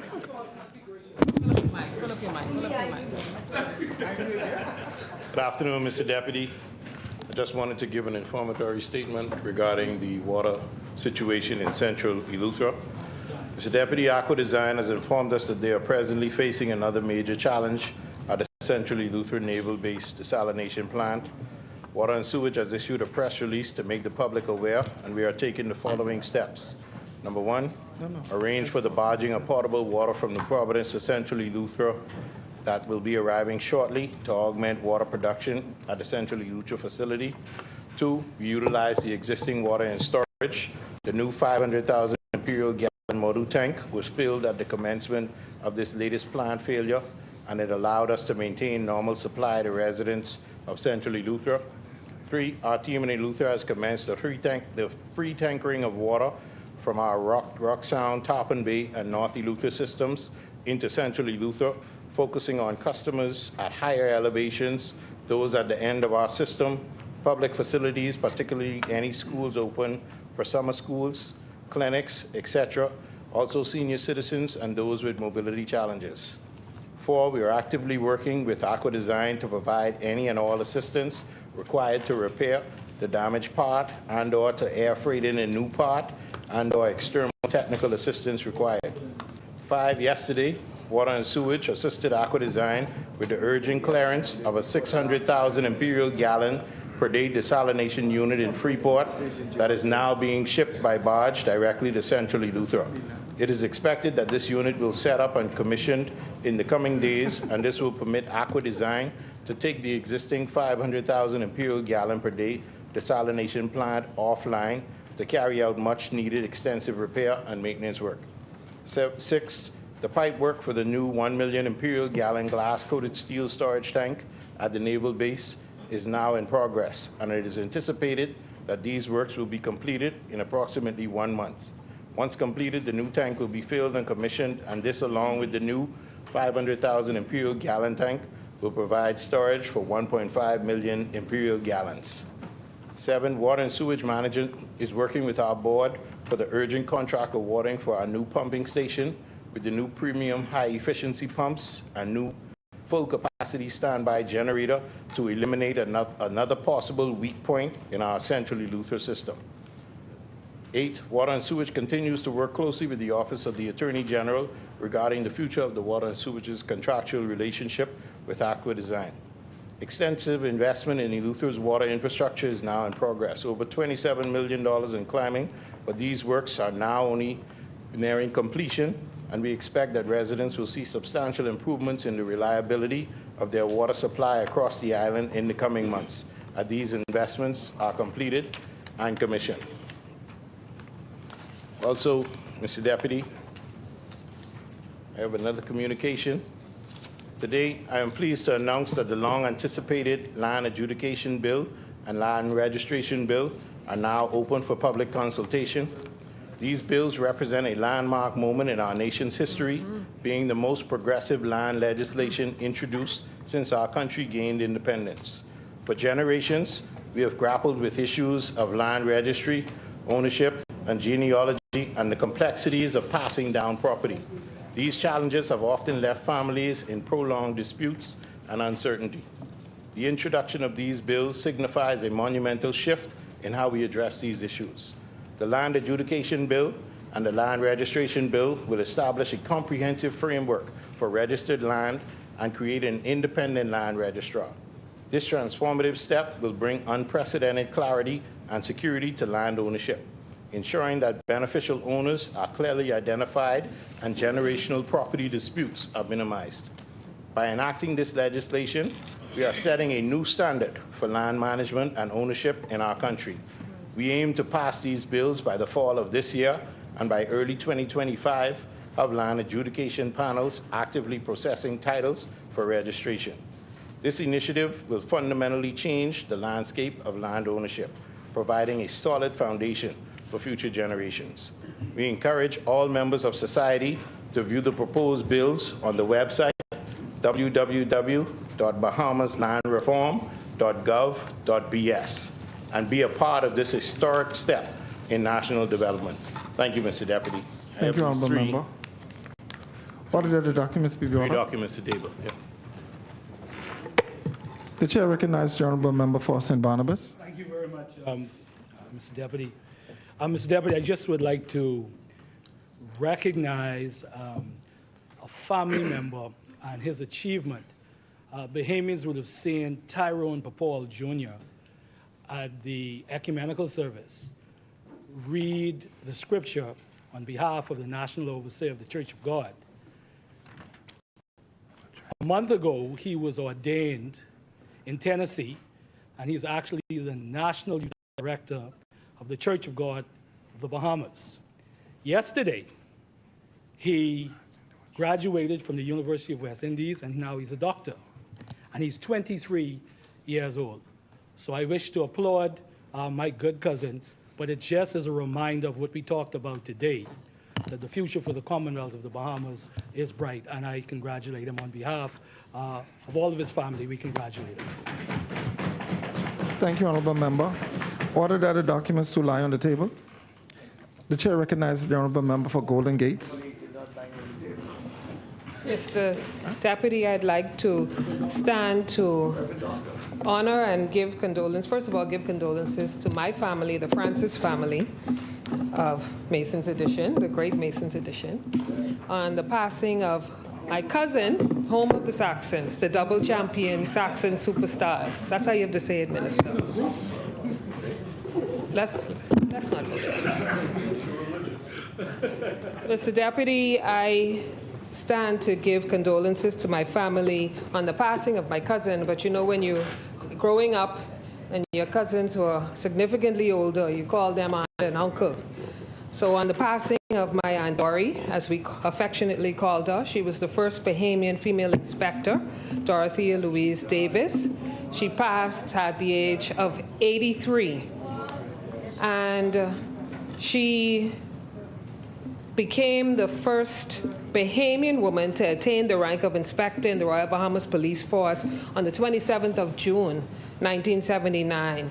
She returned back to the force in 2012, and she lent her skills to training new recruits on the police force at the police college. She was also an author, a devout Anglican, and she served faithfully as a lay reader at the historic St. Matthew's Anglican Church. So may her soul rest in perfect peace. She will be funeralized this week. And again, I extend condolences, prayers, and of comfort and love to my family and the extended Royal Bahamas Police Force family.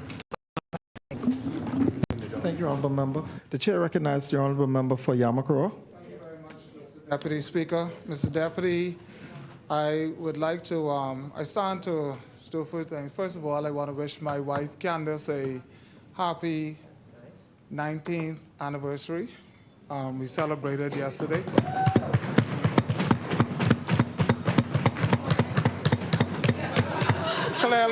Clearly, I don't look angry. Thank you very much. Thank you very much. And my children who are as excited as she was about our anniversary. As we were. Thank you, Exoma. As we were. No, that's why I love my colleagues. Mr. Deputy. Yes. Mr. Deputy, I inherited a very excellent group of people as family in my marriage a long time ago, 19 years ago. One of them is sitting in the gallery, my Uncle Ray Raphael Munnings, Mr. Beginning of the End, Funky Nassau. Please, I'd like to recognize him and congratulate him on the passing of this bill. I also just want to inform the general public that our farmers market, Yamakura Farmers Market, will be on break for about 6 weeks, and we we are getting prepared for our back-to-school extravaganza, and then we'll have a farmers market that will relaunch. Your biggest parliamentary customer. Yes, and St. Barnabas is a parliamentary customer that has frequented and spent some money at the farmers market. We ask him to continue to show up. Also, I know Fox Hill. I buy TVs, I buy all kind of things. Arguably, the size of, the other persons, I don't know. But you may be the biggest one. No, I really do thank my colleagues for being so supportive. The deputy like to put me on, we may have some new crops in the new farmers market, so stay tuned. Mr. Deputy, please also allow me just to wish condolences to a member of my team, Ms. Tanisha Fowler. She lost a sister this past week, and I want to say condolences to her on that loss. Also, condolences to Ms. Megan Bullard. She was my secretary. She lost her mother, and Ms. Marlon Roll Bullard. And Tanisha's sister, her name is, let me make sure I have Patrice Knowles. I want to wish them condolences. And just remind the constituents of Yamakroa that even though Parliament will be on summer break, the war continues. We did Zimbabwe, and we did Zimbabwe and Elizabeth Estates most recently, and we look to continue doing some good work in Yamakroa and encourage persons to stay tuned for our back-to-school extravaganza and also the relaunch of the farmers market. Shouts out to one of our artists today who's very happy about today's bills, Bloody, who performed at the farmers market closeout, and also Ruben G. So congratulations to all of them on the success of the day, including our gentleman from the Rastafarian community. Thank you so much, Mr. Deputy. Thank you, Honourable Member. The Chair recognizes the Honourable Member for St. Anne's. Mr. Deputy Speaker, parks and beaches in this government has sections of Eastern Road looking like a mess. I'm talking about the Montague foreshore between the St. Anne's Fish Market and Dix Point. The road was dug up. We're dealing with soil. There's a massive hole right now just before Neptune Lane, immediately east of Dix Point. So for any drivers, even the luxury member of Parliament, cabinet minister cars driving through there, if they can just take caution as they go down that strip of road. So while the government has parts of Eastern Road, historic, beautiful Eastern Road, looking like trash, the MP has the Johnson Road Park looking like the Ocean Club. We've just completed putting up a nice green fence, gel fence on the basketball court at Ocean Club, and we got a big jamboree put on by community leaders in the Johnson Road community coming up this Friday and Saturday. We'll have teams participate in the basketball tournament from Fox Hill as well as St. Anne's. I spent Independence Day in Kelly Lane, where the young boy was found dead, supporting one of the families having a grill out there, as well as having a grill and chill on the Step Street Park. Both the Step Street Park and the Johnson Road Park are having park lighting issues, Mr. Deputy Speaker. Normally, I guess that's now Ministry of Energy would take care of lighting on the park. Maybe Parks and Beaches will do it. There's even a private contractor, but he's recently been contacted. He's out of supplies right now. But if Parks and Beaches or Ministry of Works, Ministry of Energy could get down there to replace those lights on Step Street Park and Johnson Road Park, that'll be greatly appreciated. Excuse me, Mr. Deputy Speaker. There's also this issue on Step Street Park and Johnson Road Park about Wi-Fi in the park.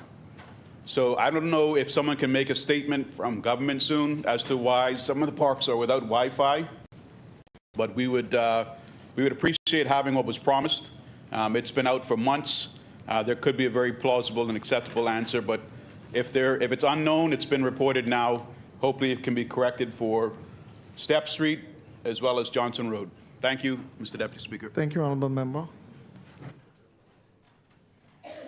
And appointments of select committees, instructions of select committees, notices of future meetings. The The chair recognizes the honorable member for Freetown. I renew all notices in the name of the government. Thank you, honorable member. The chair recognizes the member for St. Anne's. I renew all notices, including the 178 questions that remain on the agenda, in the name of the opposition, Mr. Deputy Speaker. Thank you, honorable member. Adjournment.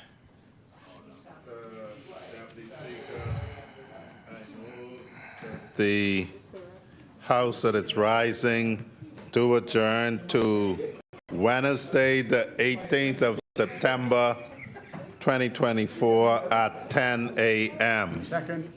It has been moved and seconded that the House at its rising do adjourn to September 18, 2024 at 10 a.m. As many as are in favor will remain seated. Those opposed will stand. Final adjournment. Mr. Deputy Speaker, I move that the House do now adjourn to Wednesday, the 18th Order, members. of September, 2024 at 10 a.m. It has been moved and seconded that the House do now adjourn. As many as are in favor will remain seated.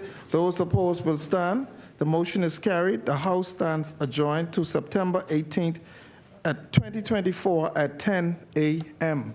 All right. Ooh.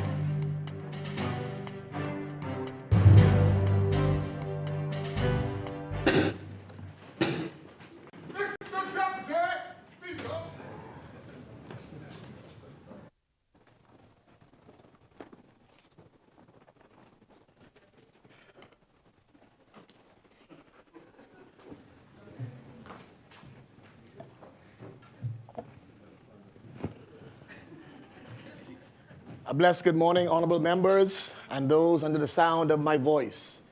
In our Moments of Impact devotional segment, I'll be sharing part 2 of a devotional entitled, The Importance of Character in Leadership. We are living in a day and time when character seems to be at an all-time low amongst many leaders. Sadly, many leaders who we have today, they value currency over character. After recently celebrating 51 years as an independent nation, we are at a critical junction in our national development.